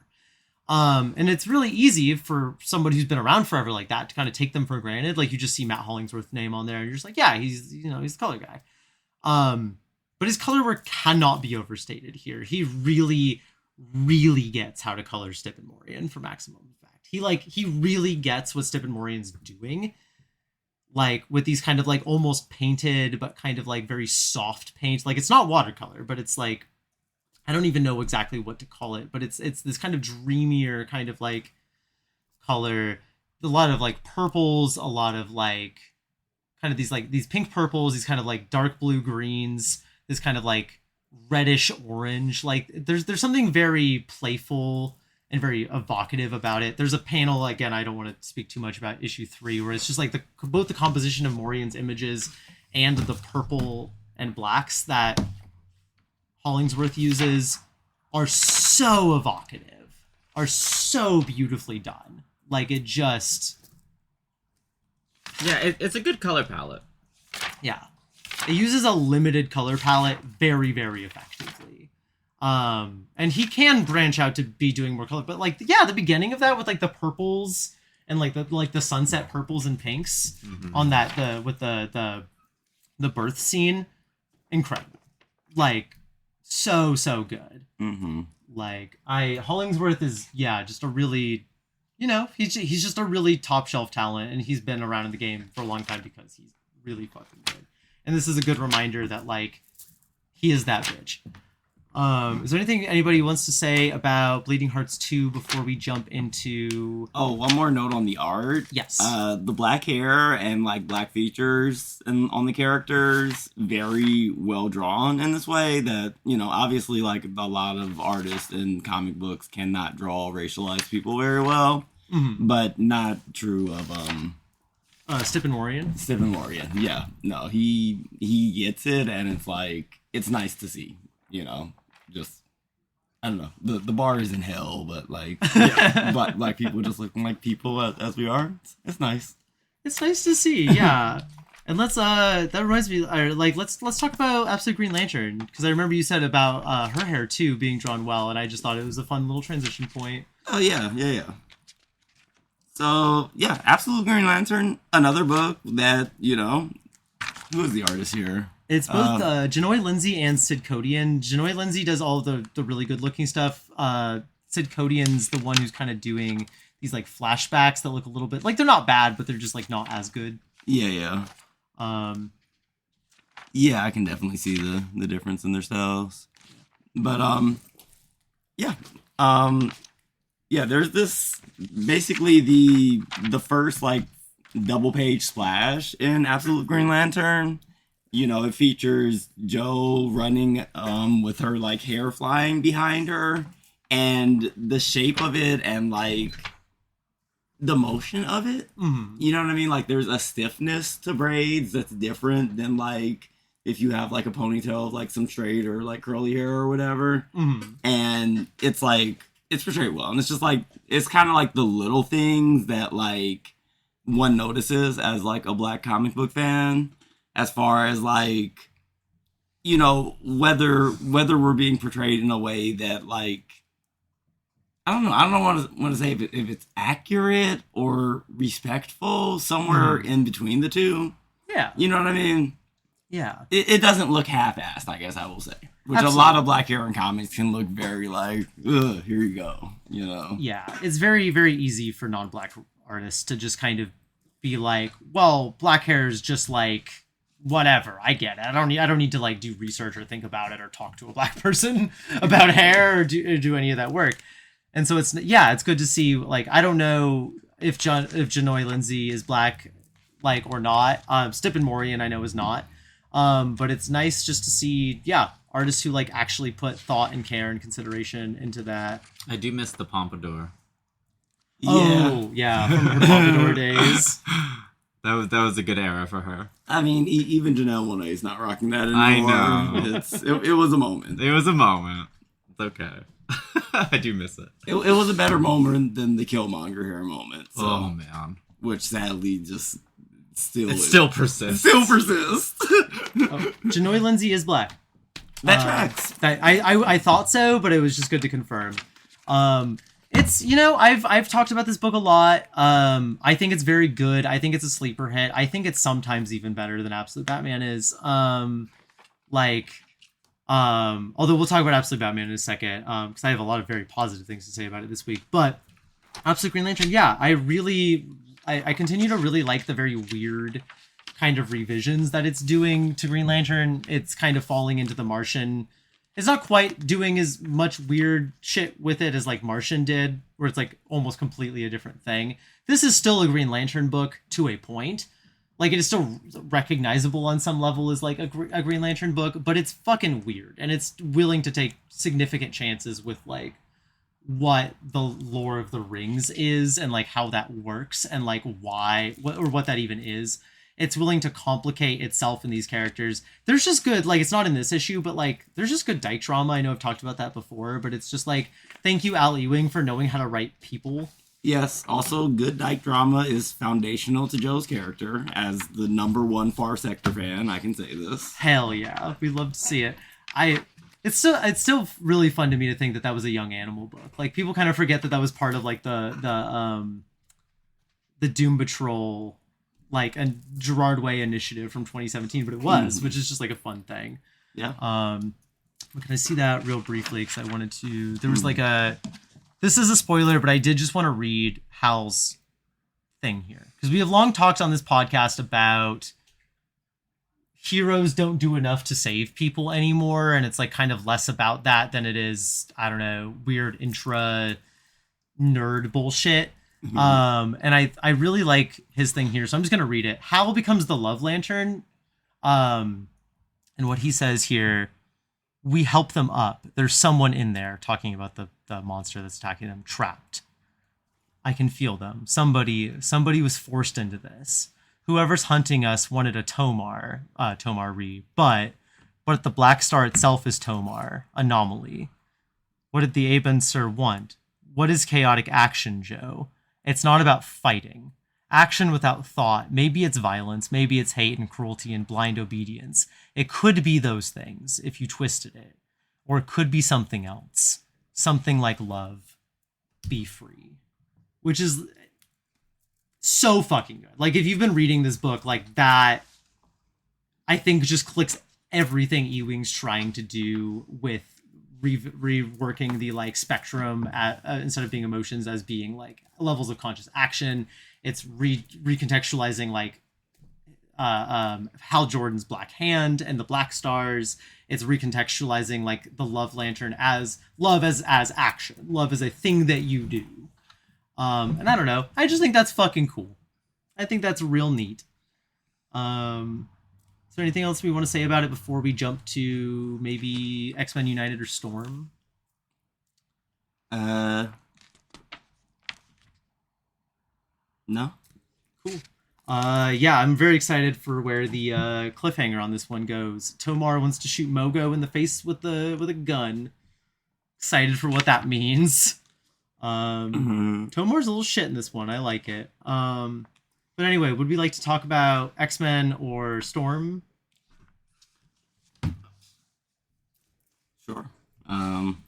I've only skimmed X-Men United, and I've not gotten on Storm yet.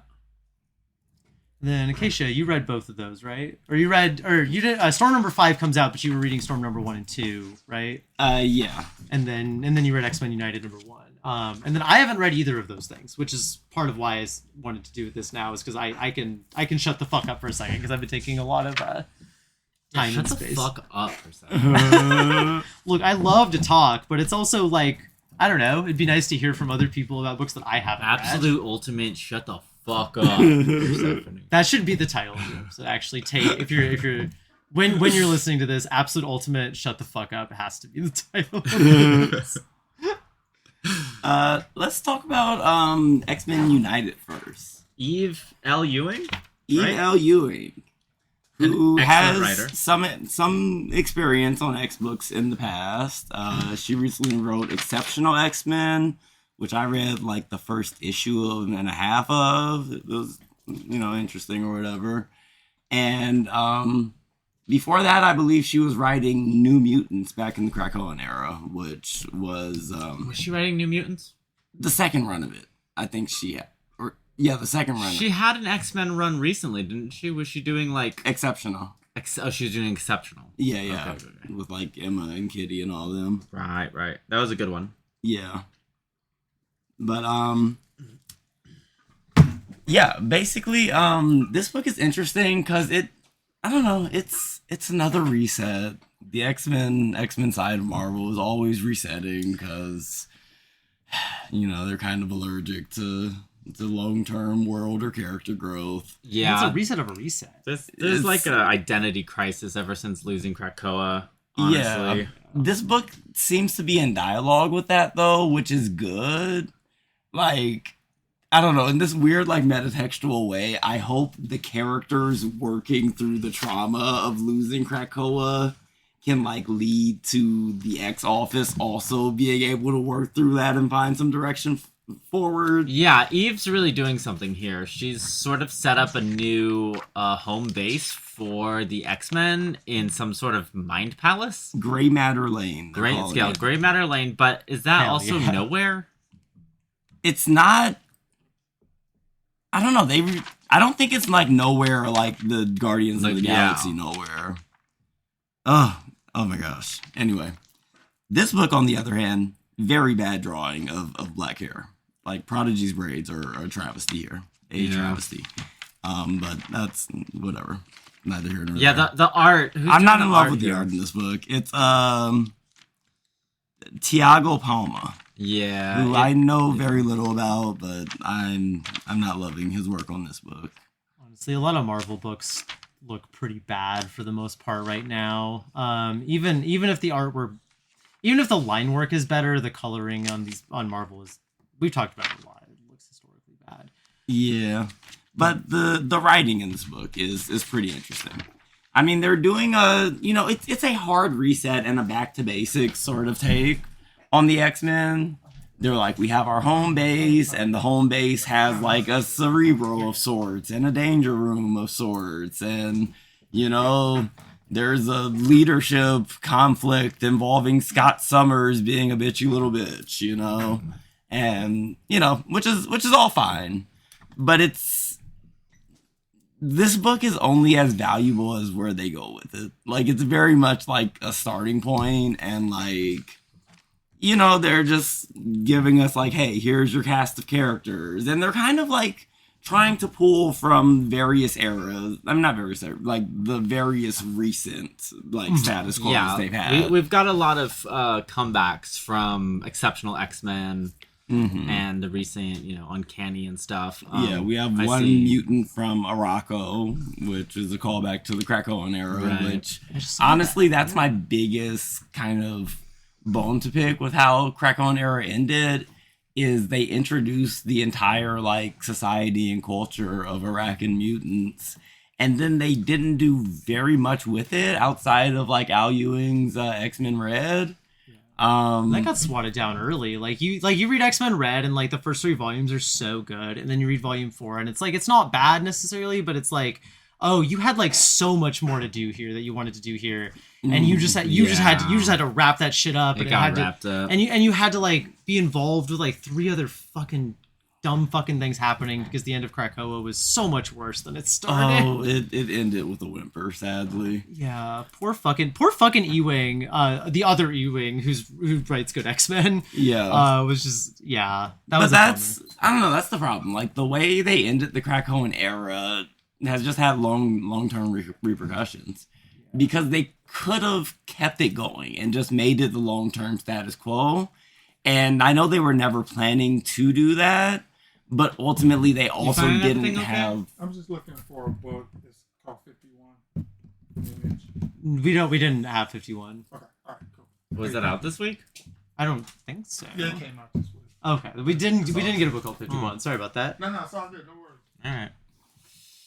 But the X Office neither had an intention of keeping Krakoa as a status quo, nor did they have a long-term plan for how to resolve it. So ultimately, it just ended kind of messy and all over the place.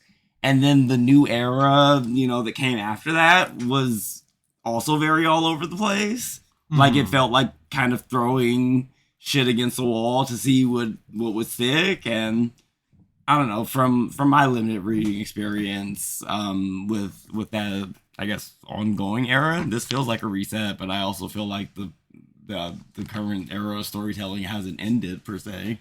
Yeah, to kind of speak on that, like when Krakoa finished, the spirit of Jim Shooter in the air saying like, get that gay shit out of here, enough. After that ended, they were kind of like, okay, we're gonna do like a very 90s back to basics, and not all of it is like wholly capital B bad. Like, some of Jed McKay's X-Men, I read the first like 6. It wasn't bad. There were some like interesting things happening here. I liked Glob's characterization was good. Cyclops was having some complex, like, maybe I should be closer to my like Phoenix era, like Magneto was right and so am I kind of era. He was like kind of edging on that. There were some like little nuggets there that were interesting, and I kind of can't tell how much is the fault of individual X-Men writers. Well, some of them you can tell. Some of them are just bad comics, but some of them it's also hard to tell like how much is the fault of like editorial, who like kind of all of Marvel editorial seem to have no idea what they want to do, and then kind of partway into this, they stopped everything for 4 months to do this like the fucking raid on Greymulk and shit. No, not the raid on Greymulk. They did like an Age of Apocalypse thing. The Age of Revelation, Age of Revelation thingy, and multiple people like who are like X-Men readers were like, I can't fucking do this, man. It was so dumb and bad. It was so dumb and bad. Like, they're like, we can't fucking do this, man. Yeah, like, I couldn't follow it. It's rough out here for X-Men readers. And it was like, they telegraphed it so early, and I knew it was gonna be bad when they did the fucking like, who's gonna be Apocalypse's heir mini event, and then they had all these really good candidates. And then they were like, oh, it's going to be Doug, because fuck all his previous, characterization and storytelling throughout the Krakoan era, which was actually pretty interesting. Yeah. With my man's got married. He was like perma-merged with Warlock. Like, he was the voice of Krakoa. He had his whole kind of like weird polyamorous family going on with him and his wife and his island and self-friend. And then they were like, no, he's going to be a B-tier Apocalypse now. And that was dumb and bad when they did it. And then they stuck to their guns and said, we're going to have a whole event about it.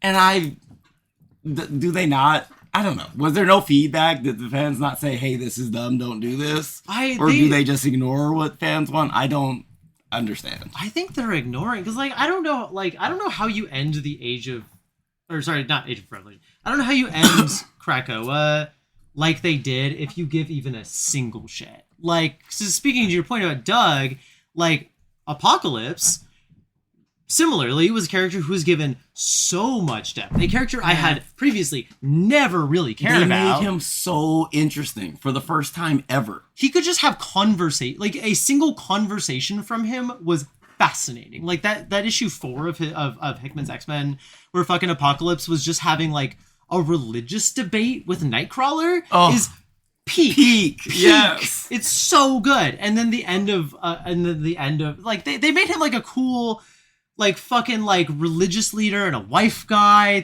A wife guy Apocalypse is one of the best things Jay Hicks ever done. And then in the end they were just like, well, he's just gotta be evil again because that's how he was in the 90s. Reintroduced him in like the penultimate issue of the Krakoa era, and it's just like, and now he just wants to fight all the X-Men. It's like, bro, he was mentoring them in the ways of mutant magic. Like, he was doing all kinds of, like, cool-ass shit, merging, like, the world of, like, X-Men with the world of, like, mystical Marvel, blah, blah, blah. And now he was just a villain again. And now his heir is an even more boring villain. And I'm like, what are we doing here? That's my question. And I don't know, I guess getting back to X-Men United, I think Eve understands that we're having an identity crisis, and her solution does seem to be very much like back to basics, and I'm not sure I agree. I think Eve Ewing is a fantastic storyteller and could definitely do some interesting things with the premise that she set up here. However, it's a little back to status quo. It's a school again. Yeah. It's a school. Emma's in a leadership position, and so is, Kitty. Like, again, Cyclops is bitchy again, which I kind of like bitchy Cyclops, but he's been way more interesting recently than that, I don't know. I want to see X-Men comics be good again. And I'm not sure if they're working with enough ideas to make that the case, actually. This book was a fun read, and it was very, like, comfort food for longtime X-Men fans. Mm-hmm. It's like, oh, there's a Danger Room session, but somebody got too into it, and now it's actually dangerous. Like, it's very, like, they're playing the hits, They're playing the hits. But, like, I don't know.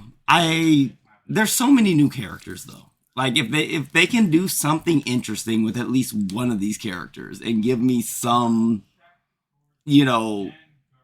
character arc to invest in. Yeah. I don't think there's very much interesting to be said or done with, like, Scott or Emma or Kitty or anybody right now, but, like, I don't know. Give me something interesting with, like, Bronze or, one of these new kids. Yeah, I think kind of a broader point, I think this will lead us to Jessica Jones Alias, is I think something that's happening now is that when interesting things happen at Marvel, it is often the writers having to, like, actively fight an editorial who, like, at best has no vision or actively is hostile to them. And I kind of think the X editorial seems very hostile towards X-Men fans, towards X-Men readers. It just kind of wants to cater to, like, the people again who are just kind of like, well, I didn't like that gay shit with Krakoa, blah, blah, blah, blah, blah. And like, they just want their fucking wanky goddamn 90s bullshit back because we're in the 90s wave. And so people like EV Wing have to kind of like try their best to get something through this. And kind of similarly, jumping over to Jessica Jones, which we won't talk about a lot. It's like, look, I'm a Jessica Jones girly. I love my like foul mouth girly, like her dealing with like the rape that she experienced, the Hands of the Purple Man was like very seminal at the time, and it was very meaningful to me in my life when I read it.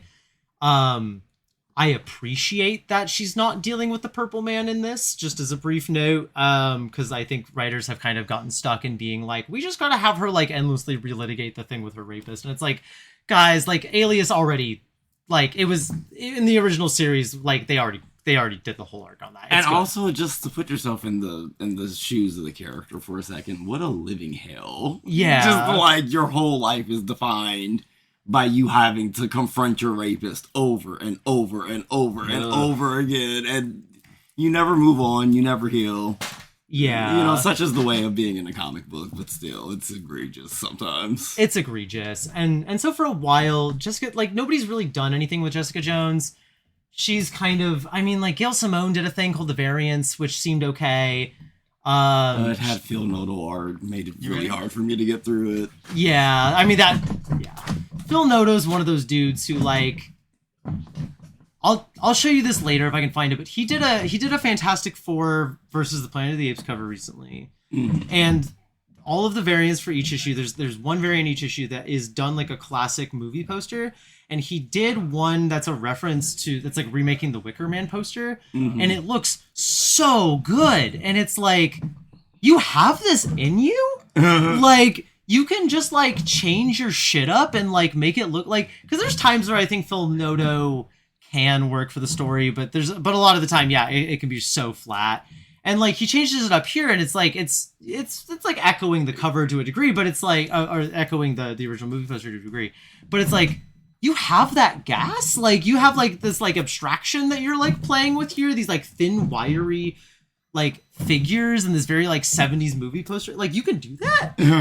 But anyway, I'll have to see that because I was just thinking, is Phil Noto like influenced by Romita Jr.? Because there's something about their art that reminds me of each other, and it's just the uncanny valley of like the faces or something. Like, hold on, I'm gonna push this back just because the table's shaking. But I had never thought of that, but you're so right. I think that actually really helps me kind of get what maybe Noto is trying to... Yeah, you know what? He's a JRJR guy. Yeah, Shit, it makes a lot of sense. That makes so much sense. And also, a JRJR guy, and he's probably also a little bit of... I wonder if he's also a little bit of a Salvador LaRocca guy. Like... another artist for whom coloring really changes the whole game. Because like LaRocca looks like dog shit if you put that fucking 2000s coloring over him. But like if you put like if you look at like read Hickman's Avengers or whatever and LaRocca's art, and you're like, fuck, this LaRocca. Anyway, we are getting so afield. And this is already running so long, and that's okay. Like Tate will probably just chop into two. And you know what? We have so much good stuff here. I think this is just an incredible episode. I think we fucking slayed it. But Jessica Jones is back. It's better than expected, which the bar is subterranean here, because they haven't done almost anything good with Jessica Jones for a while. And admittedly, they're only doing it in part because the show is coming out, or Daredevil season 2 is coming out, and Jessica Jones is coming back, which, first of all, Daredevil show, shockingly really great, besides episode 5. 2, I'm really excited to see Kristen Ritter as Jessica Jones again. Like, look, I'm a simple woman. I thought that first season was so fucking gas. It really was, yeah. It was so good. I'm just happy to see her again. And so they're doing this series, and like, the thing is, like, it's one of the better looking Marvel books because Borges is doing. He's doing, like, it doesn't look that great, but he's definitely like channeling Michael Gaydos from the original series. He's channeling Alex Maleev. He's channeling that kind of era of like 2000s, like more like shadowy, kind of very angular. artists. And so it like looks pretty good, if not like it's not particularly ambitious, but it looks better than most Marvel books do at this point. And the coloring is okay. That said, I like it overall. I think Sam Humphries has not a bad voice for the character, but kind of to bring it back to what we were talking about with X-Men United, he's having to push an interesting thing through a bunch of dumb Marvel editorial bullshit. One of those things is that Red Band is... The less serious thing is that Red Band is nonsense, and it doesn't mean anything, and I don't know what we're doing with explicit content here if she can't even say fuck. The fact that she can say shit as much as she does is a step up from what Red Band was doing. Like, we were having, like, Punisher, like fucking Tombstone was, like, cutting dudes, like, pieces of dudes' faces off very graphically, and then, but, like, the word fuck and cunt and shit was, like, bleeped out kind of bullshit. It's like, welcome to Baby America. We're in Baby America. And, like Black Label was kind of that way, too, for a while, but at least some of the Black Label stuff now, like Sirens, that's like, thank you for just letting the girls say some bad words. Like, we live finally as, like, we're being serious here. Yes. And so Sam Humphries is, like, you can actively feel him, like, he, like, wants to say fuck so bad because it's so clear that that's what a moment calls for, and he just has to use shit and damn. It's weird that damn kind of ends up becoming, like, even more of a fuck insert than... It's weird, and you see him, like, straining against, like, this. The more serious difficulty... And I think he's really making he's making maybe the best of this that you could. But that in Amazing Spider-Man recently, because of the stupid gang war bullshit that happened at the end of fucking Zeb Wells' thing, Luke Cage is mayor of New York City. That's still a thing. It's still a thing, and it's dumb and bad. Every time I look up in Marvel Comics, I'm just like, wait, the dumb thing that they were doing 5 years ago is still happening, and it's always still happening.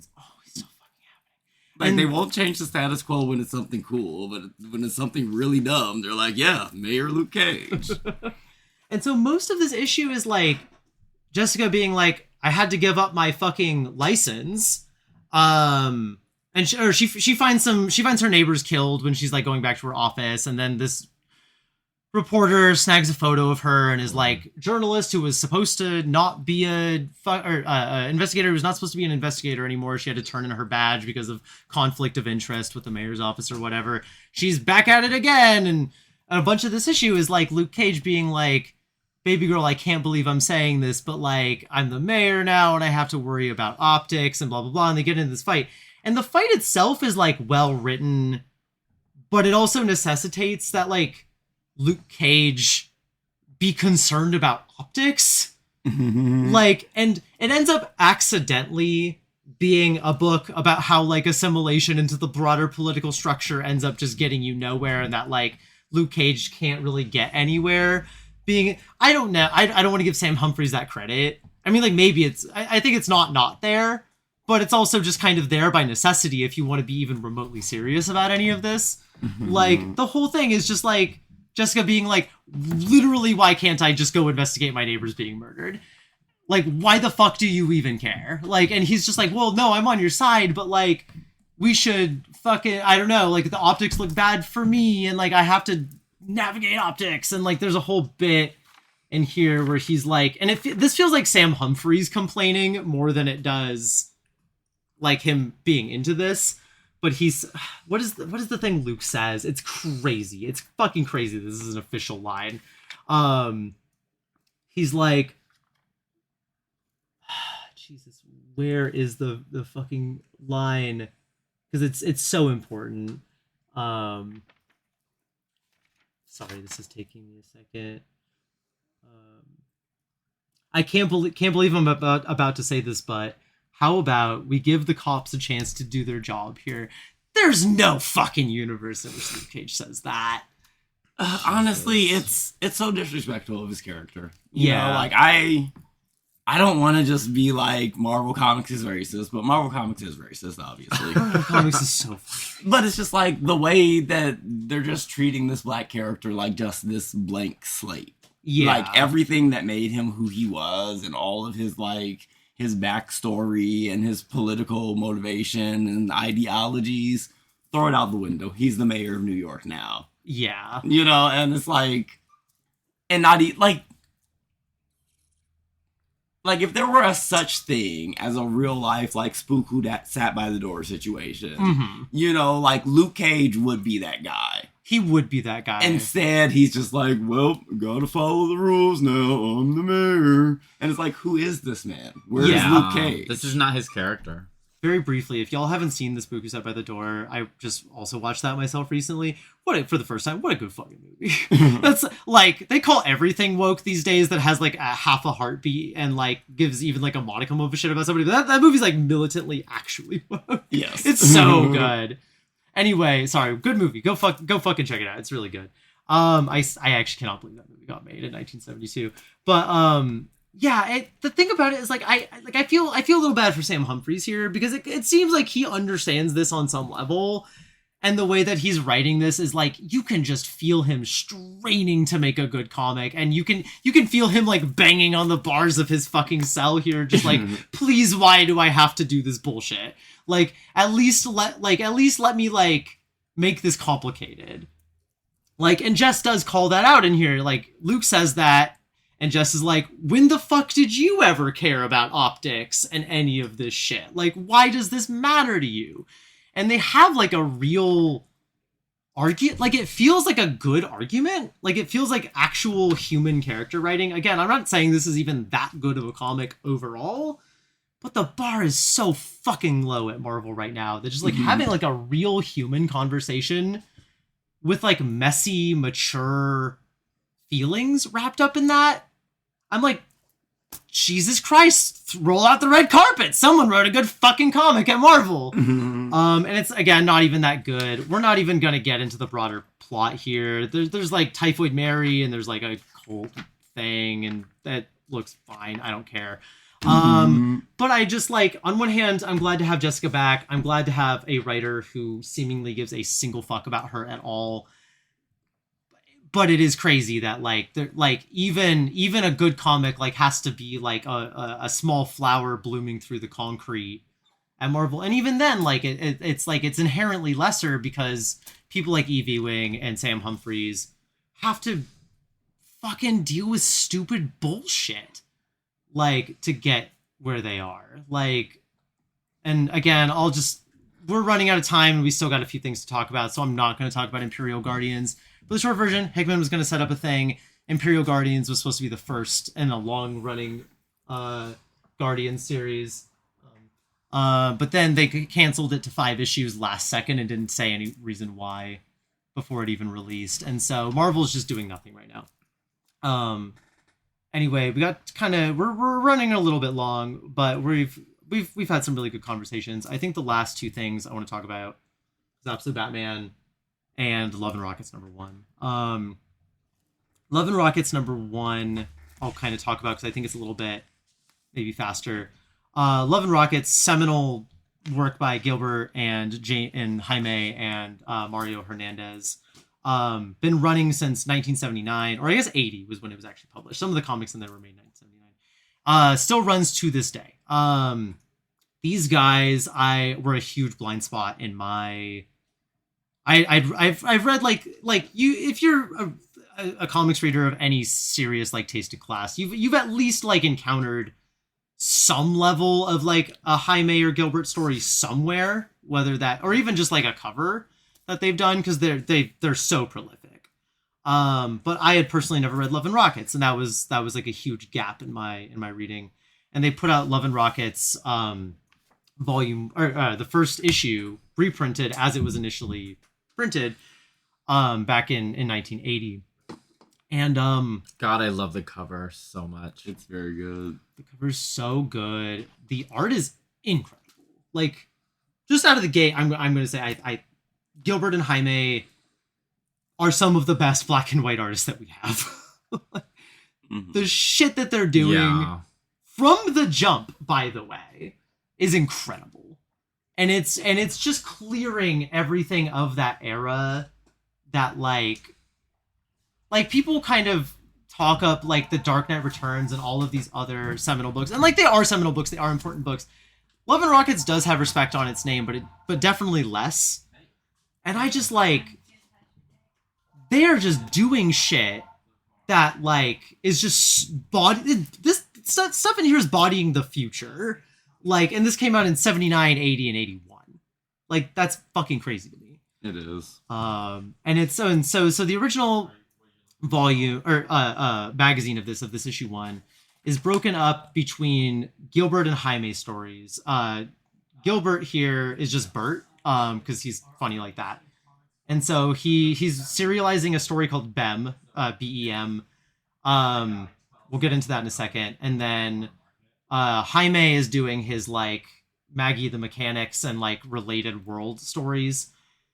And it creates a really unique pacing where like Jaime is a very grounded guy. Like, he's a guy who's like, you know, here's my little like slice of life lesbian stories, and like maybe there's a robot and maybe there's some flying motorbikes or whatever, but it's just about some girls and they play in a punk band, and it's very like slice of life, very smiley face. It's all very good character work, but it's very grounded. And Gilbert is just on his shit at all times. Like, he's just like, all right, guys, this is the story about a god who's like actually like a concept, and it was buried underneath the earth for millennia, and he's going to kill everyone who imprisoned him, including a guy named Harold Penis, and also a guy named like something Zitz, Harold Zitz, who's like he's got an airplane head, and 3 different people need to try to seduce him because actually this monster that got out, these real estate developers like possessed his brain, and they're going to use that to like do colonialism, and so we need to do sexy dances at it on an island to then seduce it and gain control of it, and it just like spirals out from there into madness. And the thing about it is that, like, both of these modes are fantastic, but what I really like about this single issue, and what's kind of a bummer about reading Love and Rockets, is that most of Love and Rockets, when in the collected editions, is collected by story. And so you'll get, like, here's a collection of, like, Jaime's mechanic stuff all back to back to back. Or, like, here's some of Gilbert's, like, wild bullshit back to back to back. What is so nice about the pacing in this book is that like Gilbert can like do his crazy shit, which is all really, really good Pulp Fever Dream stuff. It is excellent. Like, it is an excellent, like both authentic and satire of like Pulp Fever Dreams. It's so good. It's very Steranko and Ditko influenced. It looks but it's also so silly. It's incredible. There's a ton of dick and poop jokes. It's wild. It's great. But once that becomes like very overwhelming and overstimulating, and then you immediately go into like a Jaime, Maggie the Mechanic story, or Penny Century, or these like much more grounded, even when Jaime's doing something more elevated, like you get the Penny Century story where she's like hooking up with this devil, and she's like trying to convince him to like make her a superhero. But that's kind of all it is like she's just like talking to a boyfriend that she wants something from, and he says why he can't give it to her. That's like, it's that grounded. And so you get this like really good roller coaster where like you come down from this like insane high, read something much more mellowed out and character focused, and then you come back up and you are on that wavelength again. It's really nice. And that was something I didn't expect, because I've only known Love and Rockets, or known the way Love and Rockets has been packaged, by story. And kind of the only way to read it issue by issue is this big $400 collection that Fantagraphics put out, where it's like every issue by the issue with all of the back matter and stuff. And it's incredible. It's very cool. But who has $400? $400. Yeah, who has $400? And like, I get why in most circumstances you would want to like have just like, yeah, here's a bunch of Maggie the Mechanic stories, like, because they're all a slice of life that all follow each other. It's a big serial. It progresses with these characters for decades. I'm considering picking up Loca's because it's just like, it's good slice of life fiction. But I wish, it's like this idea about like packaging in art and especially storytelling. But the parallel I'm thinking of a little bit is like albums, like in music. Yeah. And like the difference between like hearing a song in the context of an album versus hearing it like on the playlist or on the radio. Yeah. And it's like the original format of Love and Rockets was almost like a playlist on purpose. You know what I mean? Yeah. Or almost like, you know what I mean? And yeah, like it's easier to consume stuff if it's like put together in this way that's like cohesive and has like a, you know, continuous narrative. But the whiplash of the original formatting of it was part of the experience. And I don't know, there's something to be said here about like author intention versus editorial, like, Yeah. you know, meddling, or I guess it's not even editorial at a certain point. It's like publishing on a larger scale, but like, Yeah. but yeah, no, I think it's interesting, like, and there's something cultural there, you know, about like Yeah. that format and like, Mhm. you know, 70s and 80s, like indie comics and like the vibe that people were expecting from that. Yeah. You know? Yeah. There's something really to be said. I need to read more of this interview. Pearl found this really good interview. I don't remember if it was in the Comics Journal. It was somewhere. It was like this really big interview with Gilbert and Jaime, and I think Mario was piped in sometimes too. Mario was like the weird brother where like he does do stuff and he's like involved, but sometimes the degree to which he's involved is never quite clear, but he's always kind of there and he's always doing shit and he's always important. And he does have some solo stuff. Weirdly specific reference, but the shade to their NERD. Yeah, perfect. Like Excellent. we all know what Pharrell and Chad do, but this other guy, he's there. He talks sometimes. Yeah, we know he's doing something important, but like we're not always entirely sure. And like, yeah, it's a really good way to put it. And music is a really good way to put it too. And like, and also, yeah, what is culturally expected of them is also a way to put it. That in that interview, they kind of talk a lot about like their like father being like a Mexican immigrant. I think they're like second generation United States immigrants to the United States, and like kind of talking about like I forget what their father did. I'm forgetting. They like talked a good deal about it, and it was very interesting. And that their father like and their mother both encouraged them from a very young age to like read, and like that comic books were very much a thing that their parents supported. Like they were just like, our kids are reading, we're happy with that. And they would like, they didn't always have money for like good paper, but they could come home and they could like get like packaging basically, or like a paper wrapping for books, and they could like tear that up and make little like papers and give little crayons and pens and pencils to the three brothers, and they would, and like they immediately like locked in on it and got like and developed this like this rapport with each other where like they have such a very similar style. Like you could, in theory, if you were just looking at line work abstracted of context, you could probably be like, it'd be hard to tell maybe who Gilbert or Jaime is if you were just like were at a glance and you had zero context. But if you pay attention to any context, you can tell what Jaime is doing and what Gilbert's doing, because there are these little nuances, and like you can tell like what specific kinds of comics that Jaime really liked. You can see the Archie influence. You can see a lot more like grounded slice of life. And Gilbert, you see a ton of Steranko, you see a ton of Ditko, you see a ton of a lot of like old like spy pulps, and like he's like a lot pulpier than Jaime is. That said, they both do go the other direction. Like in some of the short stories that are interspersed in this are also really, there's a really good experimental Jaime short in there. It's Who Killed, where is it? How to Kill It. How to Kill It. And you could mistake that for a Gilbert story in terms of it just being like weird and abstract, but it's a Jaime, and it's so good. Like, I don't think I could tell you what exactly specifically happened, but I fucking felt that. Like, it gets on, like, Gary Groth, the publisher of Fantagraphics, has a thing in the front where he's talking about Bem, and he's talking about Gilbert.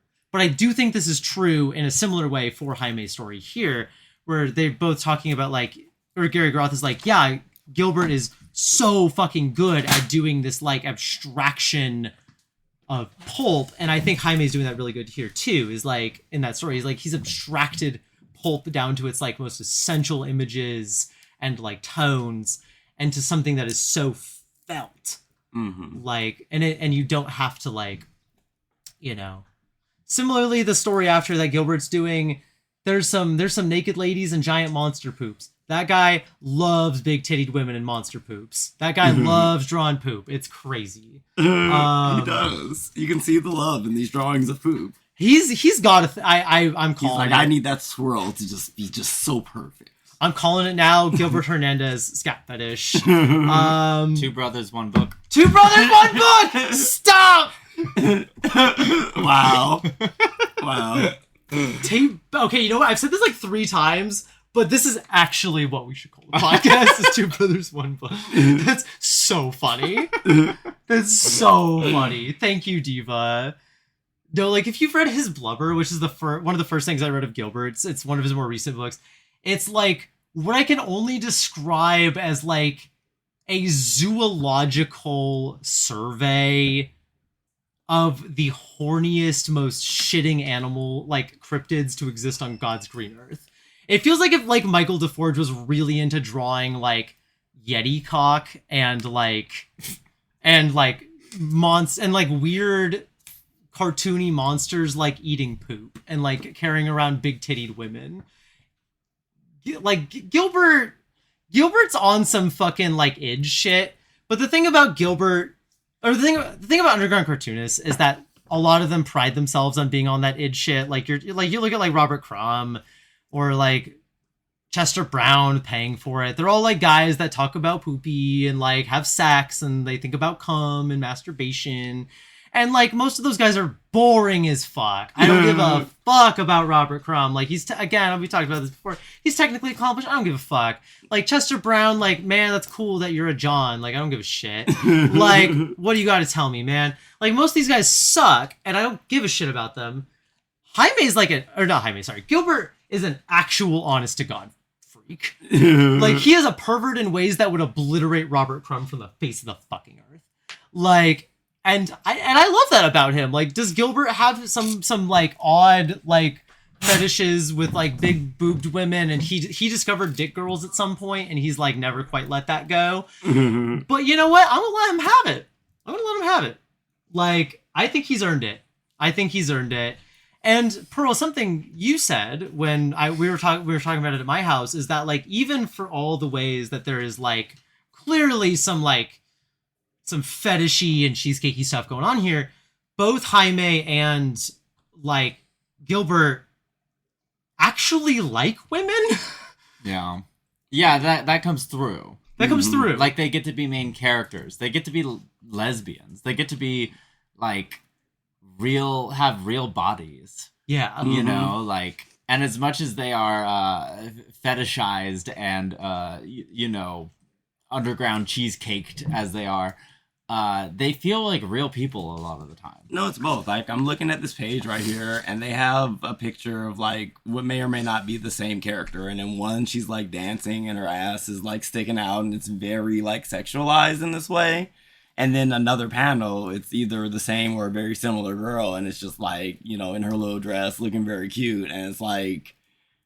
You know, it's very both and. Like, it's not putting women in, like, a box of, like, women are this or must be this. It's just, they're people. Yeah. You know? Like, women have a lot of different body types. There's a lot of black women in this book, actually.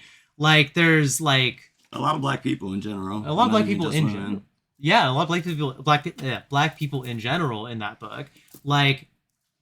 There's a lot of people of different body sizes and types, and like some of them are very silly and some of them are very like are cheesecakey, but they all feel like real people, like first and foremost. And then to your point, Pearl, about like getting to be lesbians, they were doing that. Like Jaime was like drawing that in like fucking 79, 80. Yeah. Like most people were being giant pussies about putting gay people and shit, and like Jaime was just like, I don't know, man, they're lesbians. What are you gonna do about it? Like he doesn't even draw like they wake up in bed together naked, and they're like.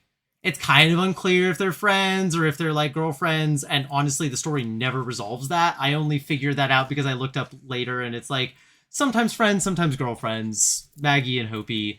And you know what? Like that's crazy. That's crazy that just like some guy was just like, I'm going to write good lesbians because fuck it. I want to write some good lesbians. There's like nuance in there. Yeah. They're not just like these, I don't know.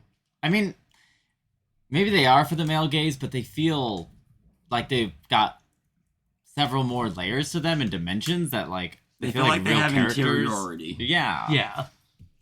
And and like they're just like every woman in there is like so different.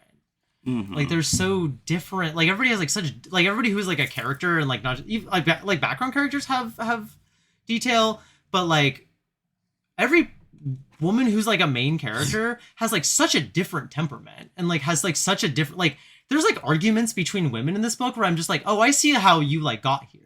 Like in just a few pages, I see how like you have this like wider history and how your various temperaments have like informed this like frankly very silly argument about one of you being a little bit fucking woo woo about new age shit, like, and not doing enough drugs about it, like, but like there's some real depth here. Also shout out to the one comic where it's just like almost entirely in untranslated Spanish. Yeah, I was noticing that as well. I have a friend who like does in her short stories, she like some of that work is untranslated, and she's just kind of like, well, oh yeah, I guess we are running on time. You're right. Thank you for keeping me focused. Well, we can talk about that later.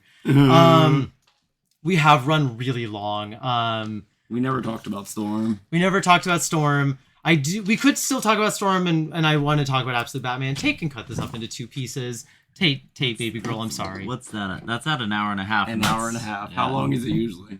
Well, that's an hour and a half, and then there was a recording before it. That was as 30 minutes. And that was also, yeah, so. Usually we're like an hour total. No. We've gone An over. hour total before editing?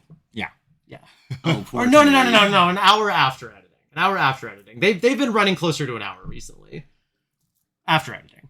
I will say though, like, again, I don't want to belabor this. I want to just get to our last 2. I want to talk about Storm. I want to talk about Absolute Batman.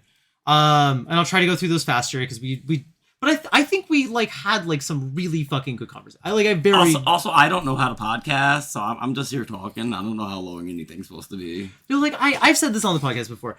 People don't come to podcasts for fucking brevity. Like people don't come to podcasts for you to get to the point. You want to get to the point, watch a fucking documentary. Like people listen to podcasts because they want to listen to people they like or like cool hot girls talk about shit. Like you want to hear people banter. Like you don't tune into a podcast for people to be like a sterile documentarian focus. Like for the most part, you get on a fucking you listen to a podcast because you care about what these bitches have to say. Anyway, Pearl is running out of patience with me. God bless her heart. She is such a sweetheart. Let's talk about Storm, and we'll end with Absolute Batman. Is it Storm number 2? Yes. Yeah, so we're going back a little bit because Storm number 5 came out. Do you have it? It's somewhere in this stack of books. Oh, here it is. Oh, okay. Yeah, Storm number 5 came out this week, but we're going to talk about 1 and 2 because we haven't talked about Storm on this podcast really at all, and Acacia has been gracious enough to read it. And I would like to know what's going on with Storm. I just haven't been able to I just have too many books in my fucking docket. But yeah, please tell us about Storm. I would love to hear your thoughts on Storm. Okay, so Storm number 2, I don't think I read number 1. Oh, okay. But you read the paperbacks because this is spinning out of God, what's his fucking name again? I forget. I just looked it up and then I forgot, and I'm gonna look again. Murewa Ayodele. Murewa Ayodele. Oh, thank you. That helps me to see it. Murewa. Okay, I was hearing 2 W's. Ayodele. Okay, yeah. I was hearing 2 W's for some reason. Anyway, thank you for showing me that. But yeah, I've read a little bit of his work on Storm before in the previous series. I think I read like the first trade, which is like the first 5 issues or whatever. And he's doing good work on the character. Honestly, like really exploring a few different dimensions of her character that go underexplored. This issue 2 of the recent series is really getting into Storm as a sorcerer and the idea of like how much of a magic user she really is. Mm-hmm. And what that means to be like a mystical hero versus like a more, I don't know, whatever the opposite of that is. Yeah. So we have her like, training with and talking to Scarlet Witch and, all this dialogue about like magic and chaos and, the nature of the sorcerer not being like a straight ahead, like, principled person, but rather like a schemer and a snake and a trickster, Mm-hmm. Like there's a line in here. In the world of mysticism, victory belongs to the biggest scoundrel. Yeah. Oh, that's good shit. And it's very much like, and it's an interesting place to take a classic superhero character. Yeah. You know what I mean? Like, this is a world in which your moral righteousness and, like, moral high ground aren't going to help you.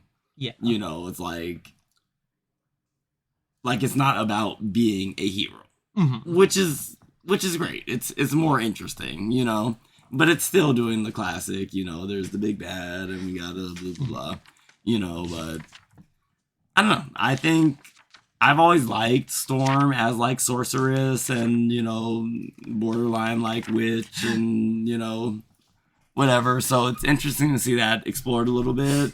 They're also exploring this idea of her being like a hero of Earth, and she has all like these sanctuaries, you know, for various mutants, and, you know, sort of playing the hits once again of X-Men stories of human mutant prejudice and can we get along? I don't know, blah, blah. You know, and all that shit is a little boring, but I don't know.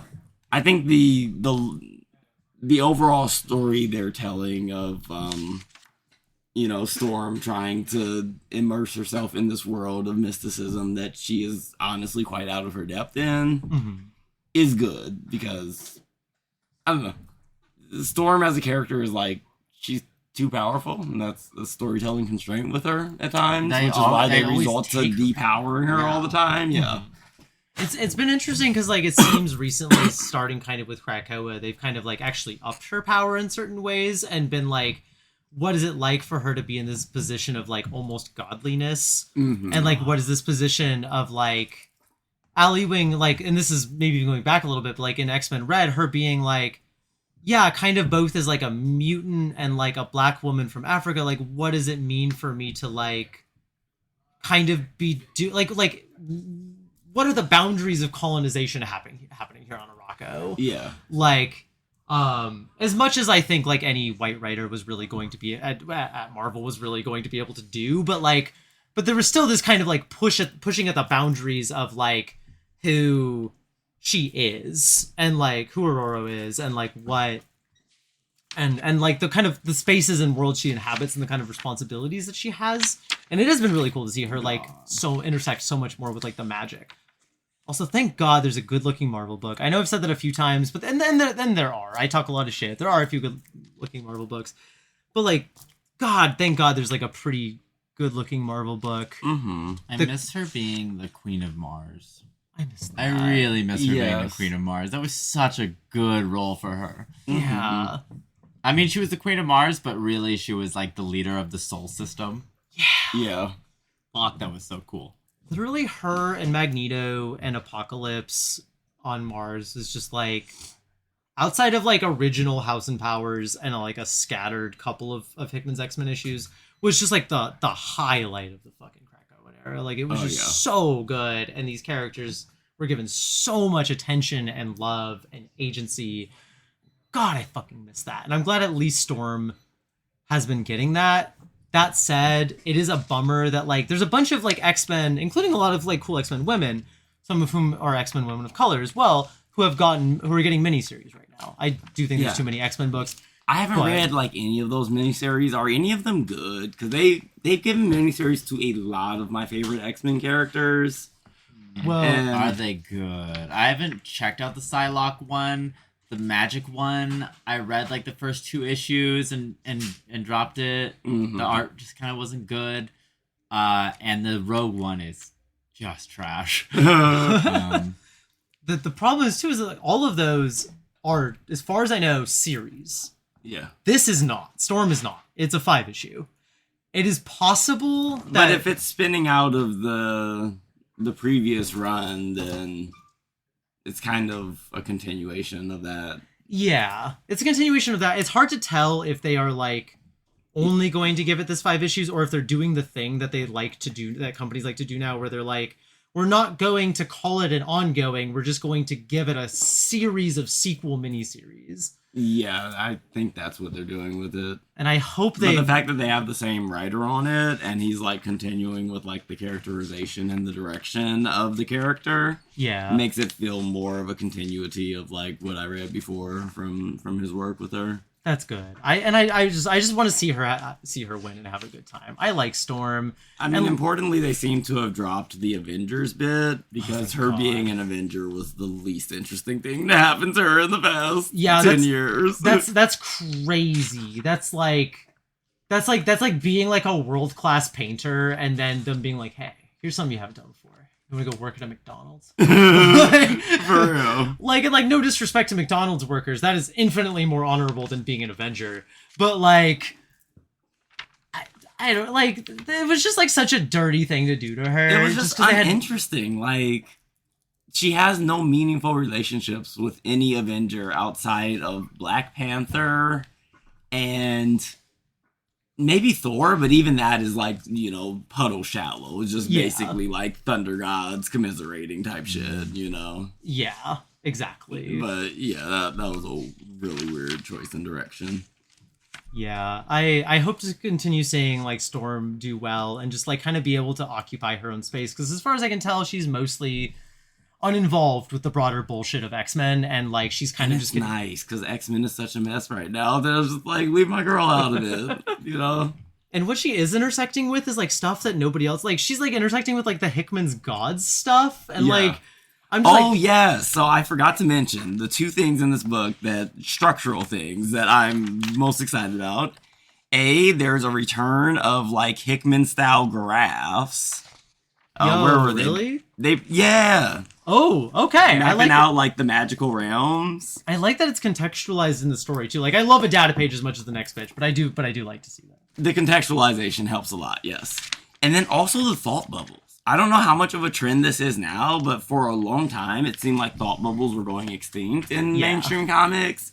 And they have this really involved inner dialogue from Aurora at the beginning of the book as she's kind of like, you know, training / battling with like Wanda.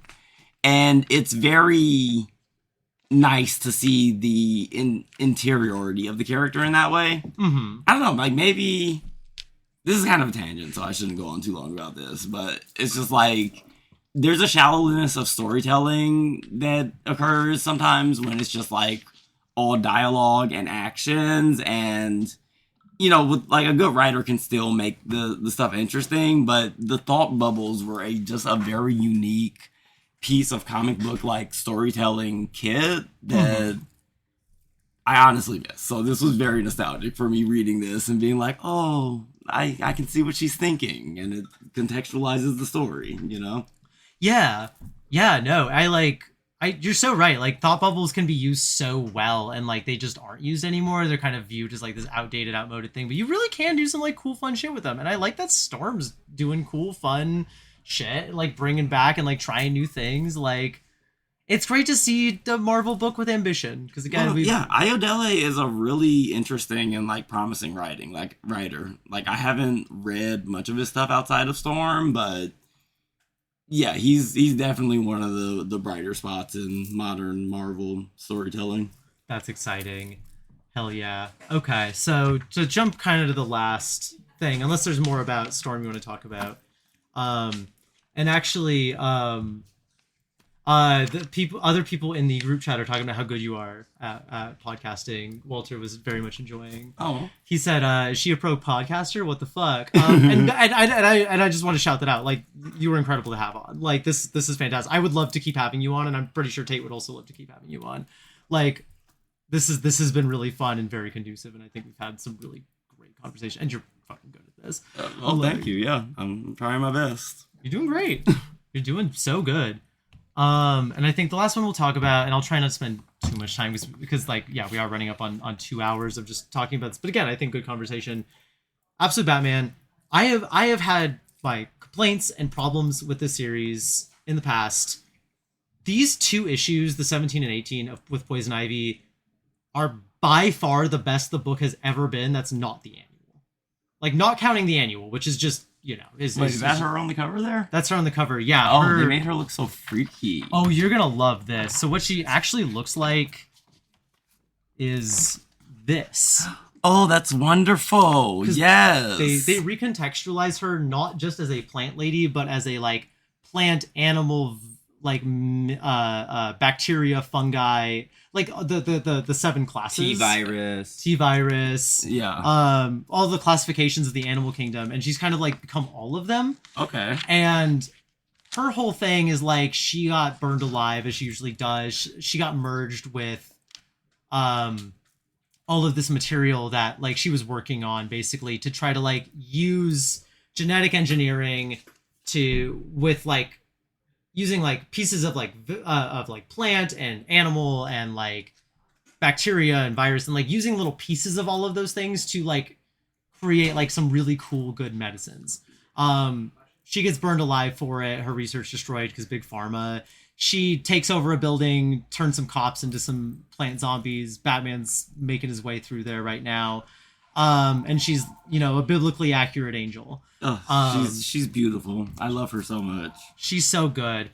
I wish you all could see the image I'm looking at when I tell you how beautiful I think she is, because comics same. don't have page numbers, but she is so beautiful. She's perfect. It's like she deserves to not be human. Let women not be human. She is a monstrosity, abnormal, kind of scary, spiky, freakazoid thing, but she's goddamn very dead very gorgeous. Lovecraftian. But if Lovecraft loved women, which feels like a contradiction in terms. But. It certainly does. I like what was I gonna say about Poison Ivy? She's just like such a good, because a lot of the reintroductions of DC of the villains like have been kind of like Bane but bigger, and like Bane actually is a little more complicated than that, but or Joker, but he's a blood libel guy. We don't have time to relitigate that. I'll tell you later. But like most of them have kind of been either like good but uninspired, or they've just been bad, like the Joker one. This feels like an actual, honest to God, something different and really thoughtfully engaged take on this character. Like her idea is like, she's still called Poison Ivy because like Ivy, she climbs. She is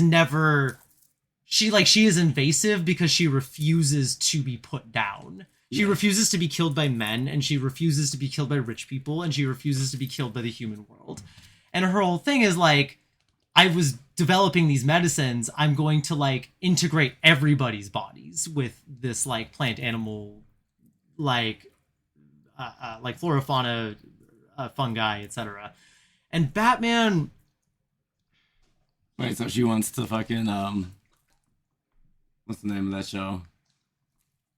Pluribus? Pluribus, yeah. She kind of wants to Pluribus, but without the like hive mind of it so much. She just like wants to like more. It's more about the body. Yeah. Because like her mother, a big important thing is like her mother died of cancer. Yeah. And there's kind of a fun bit, or this is a weird thing to say about the cancer, but there's like a fun nod to like the red and the green and the black, which is first appearance of the red, the green, and the black, or first mention of those concepts. Are you familiar with those? I'm familiar with the green. I don't know about the red and the black.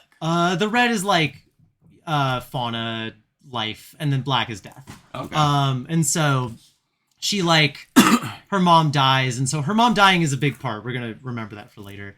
I forget what I was saying with that. Jumping forward a little bit.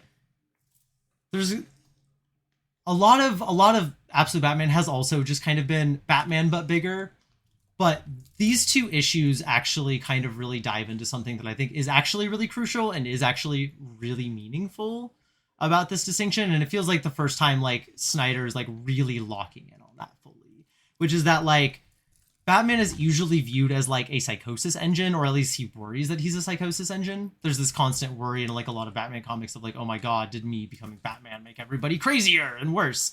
And what he's doing here is he's thinking more like, the thought is more is like, is he an environmental or genetic anomaly, which all things must adapt or evolve to? Like, he's not a psychosis generator.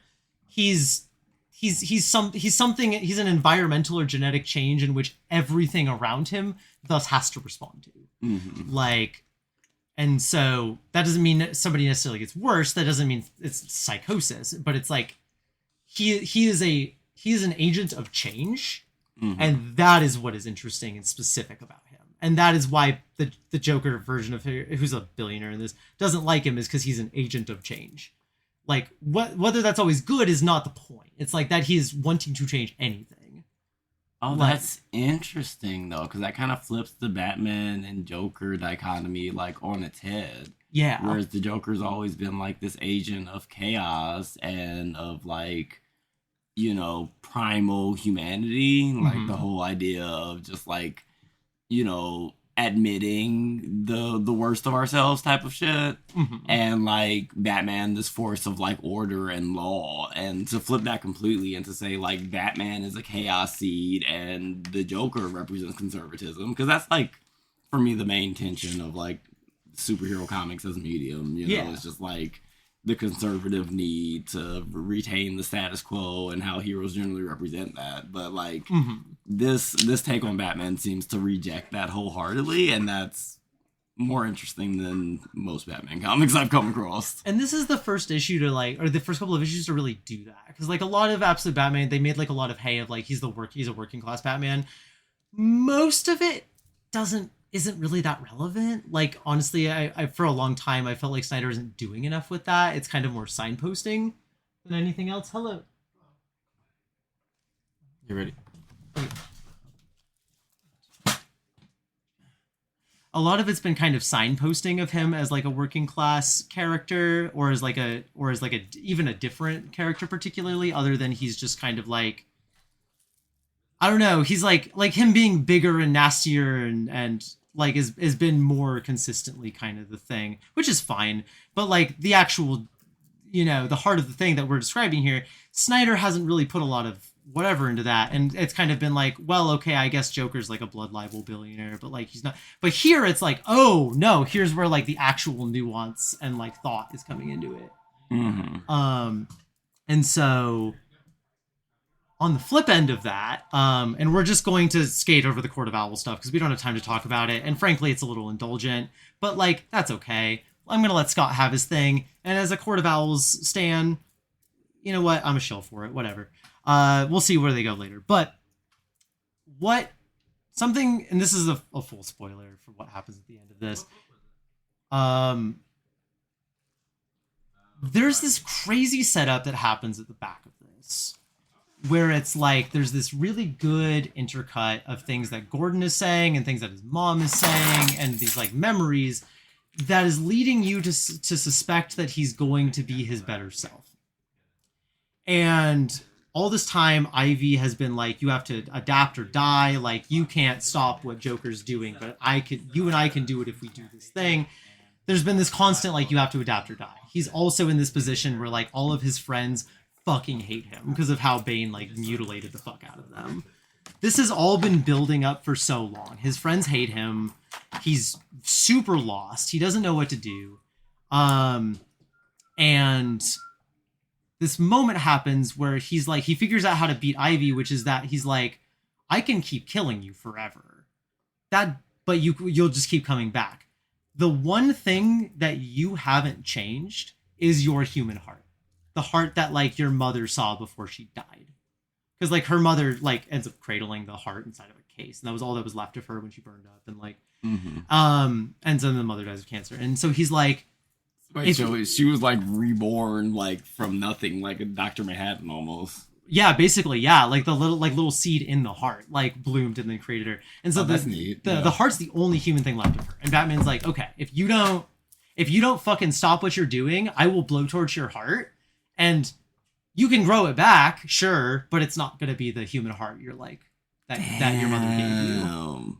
And so Ivy does. She stops, and you get this whole bit where he's like having this memory of Gordon kind of encouraging him to rise to the occasion and like always believing in his like essential betterness.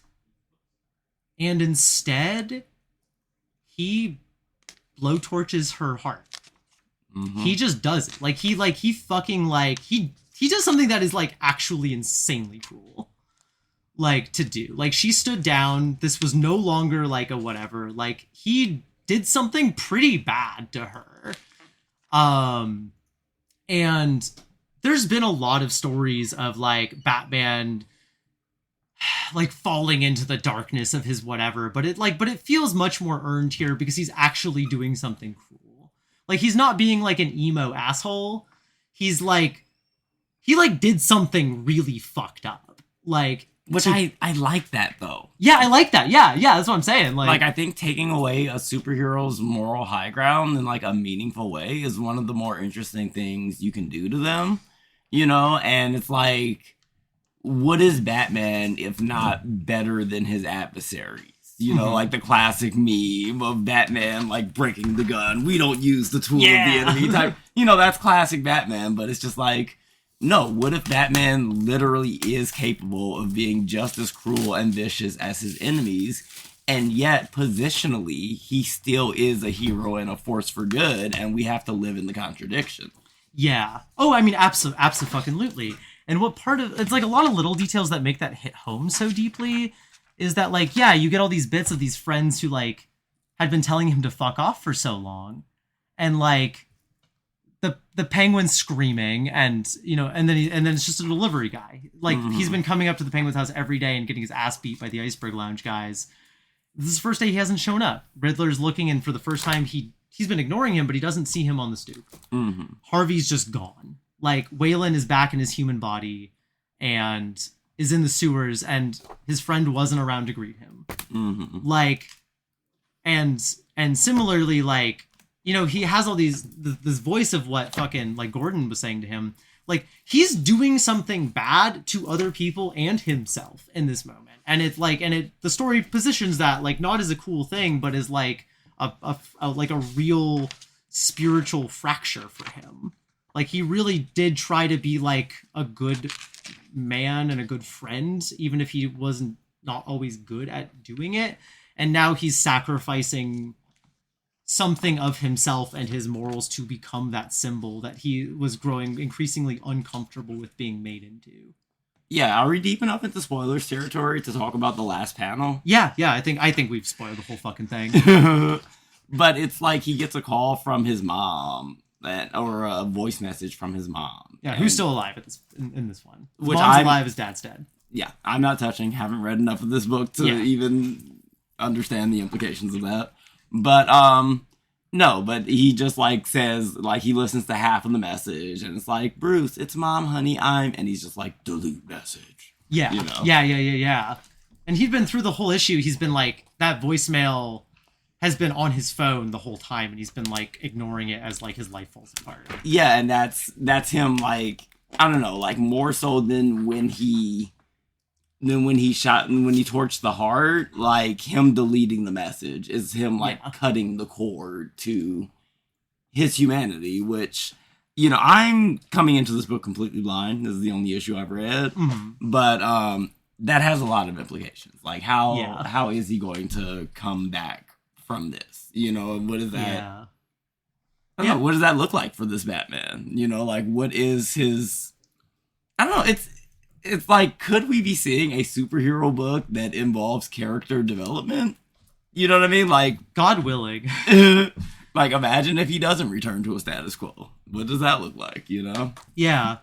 I like, just to kind of wrap it all up, like, Absolute Batman has been a series of highs and lows. Like, I think there are some issues which are not as good, or even some that are not very good at all.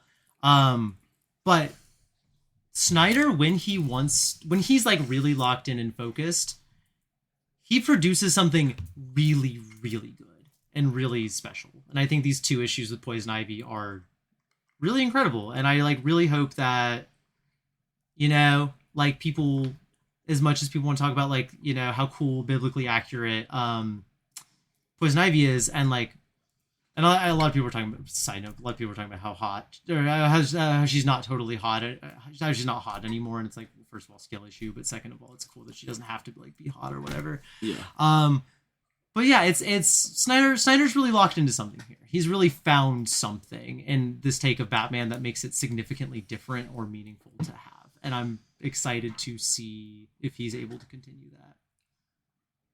Stick the landing. That's always the hard part. All right. I think that's going to be our episode. You know what? I'm going to say it's double length because we didn't have one last week. We didn't talk about Batman 7. Just read it. Whatever. I probably talked to you about it in the store. It's good. Whatever. Honestly, Like- that's the most complimentary review you can give a thing. Just read it. Just read it. It's good. We can talk about it in person. Be sure to bleep out the stuff about Dave Kilkey and Jeff Loeb. That was in the But leave preview. in the part where we reference it here. Yeah. Yeah, no, you gotta bleep that too.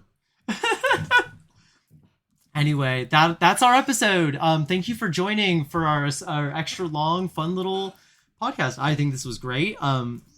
Thank you to Acacia for joining us, who I would, hopefully we'll have again at some point. This was so good. And then Pearl, I would like you to sing us out. Oh man, I thought I was gonna get away with You it. were gonna get away with shit. Oh, I let you get away with the song at the beginning. no. Oh no. But you're not getting away with a goddamn thing. I mean, Acacia's a musician. Do you want to sing us out? What is the song? Do you have? You have to make it up right Pearl, now. you cannot put this on our guests the first time.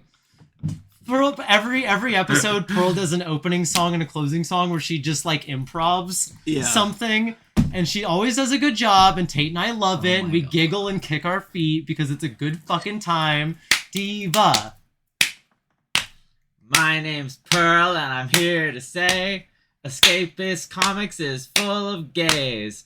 Every single day, we read books in our little cozy nooks. Woo! Yeah. That was beautiful, Diva. See, we could. I There couldn't you do go. I made it a song. it. Thank you, Diva. You did great. Thank you, Divas at home, for listening. Yeah. Thank you, and have a wonderful, lovely day.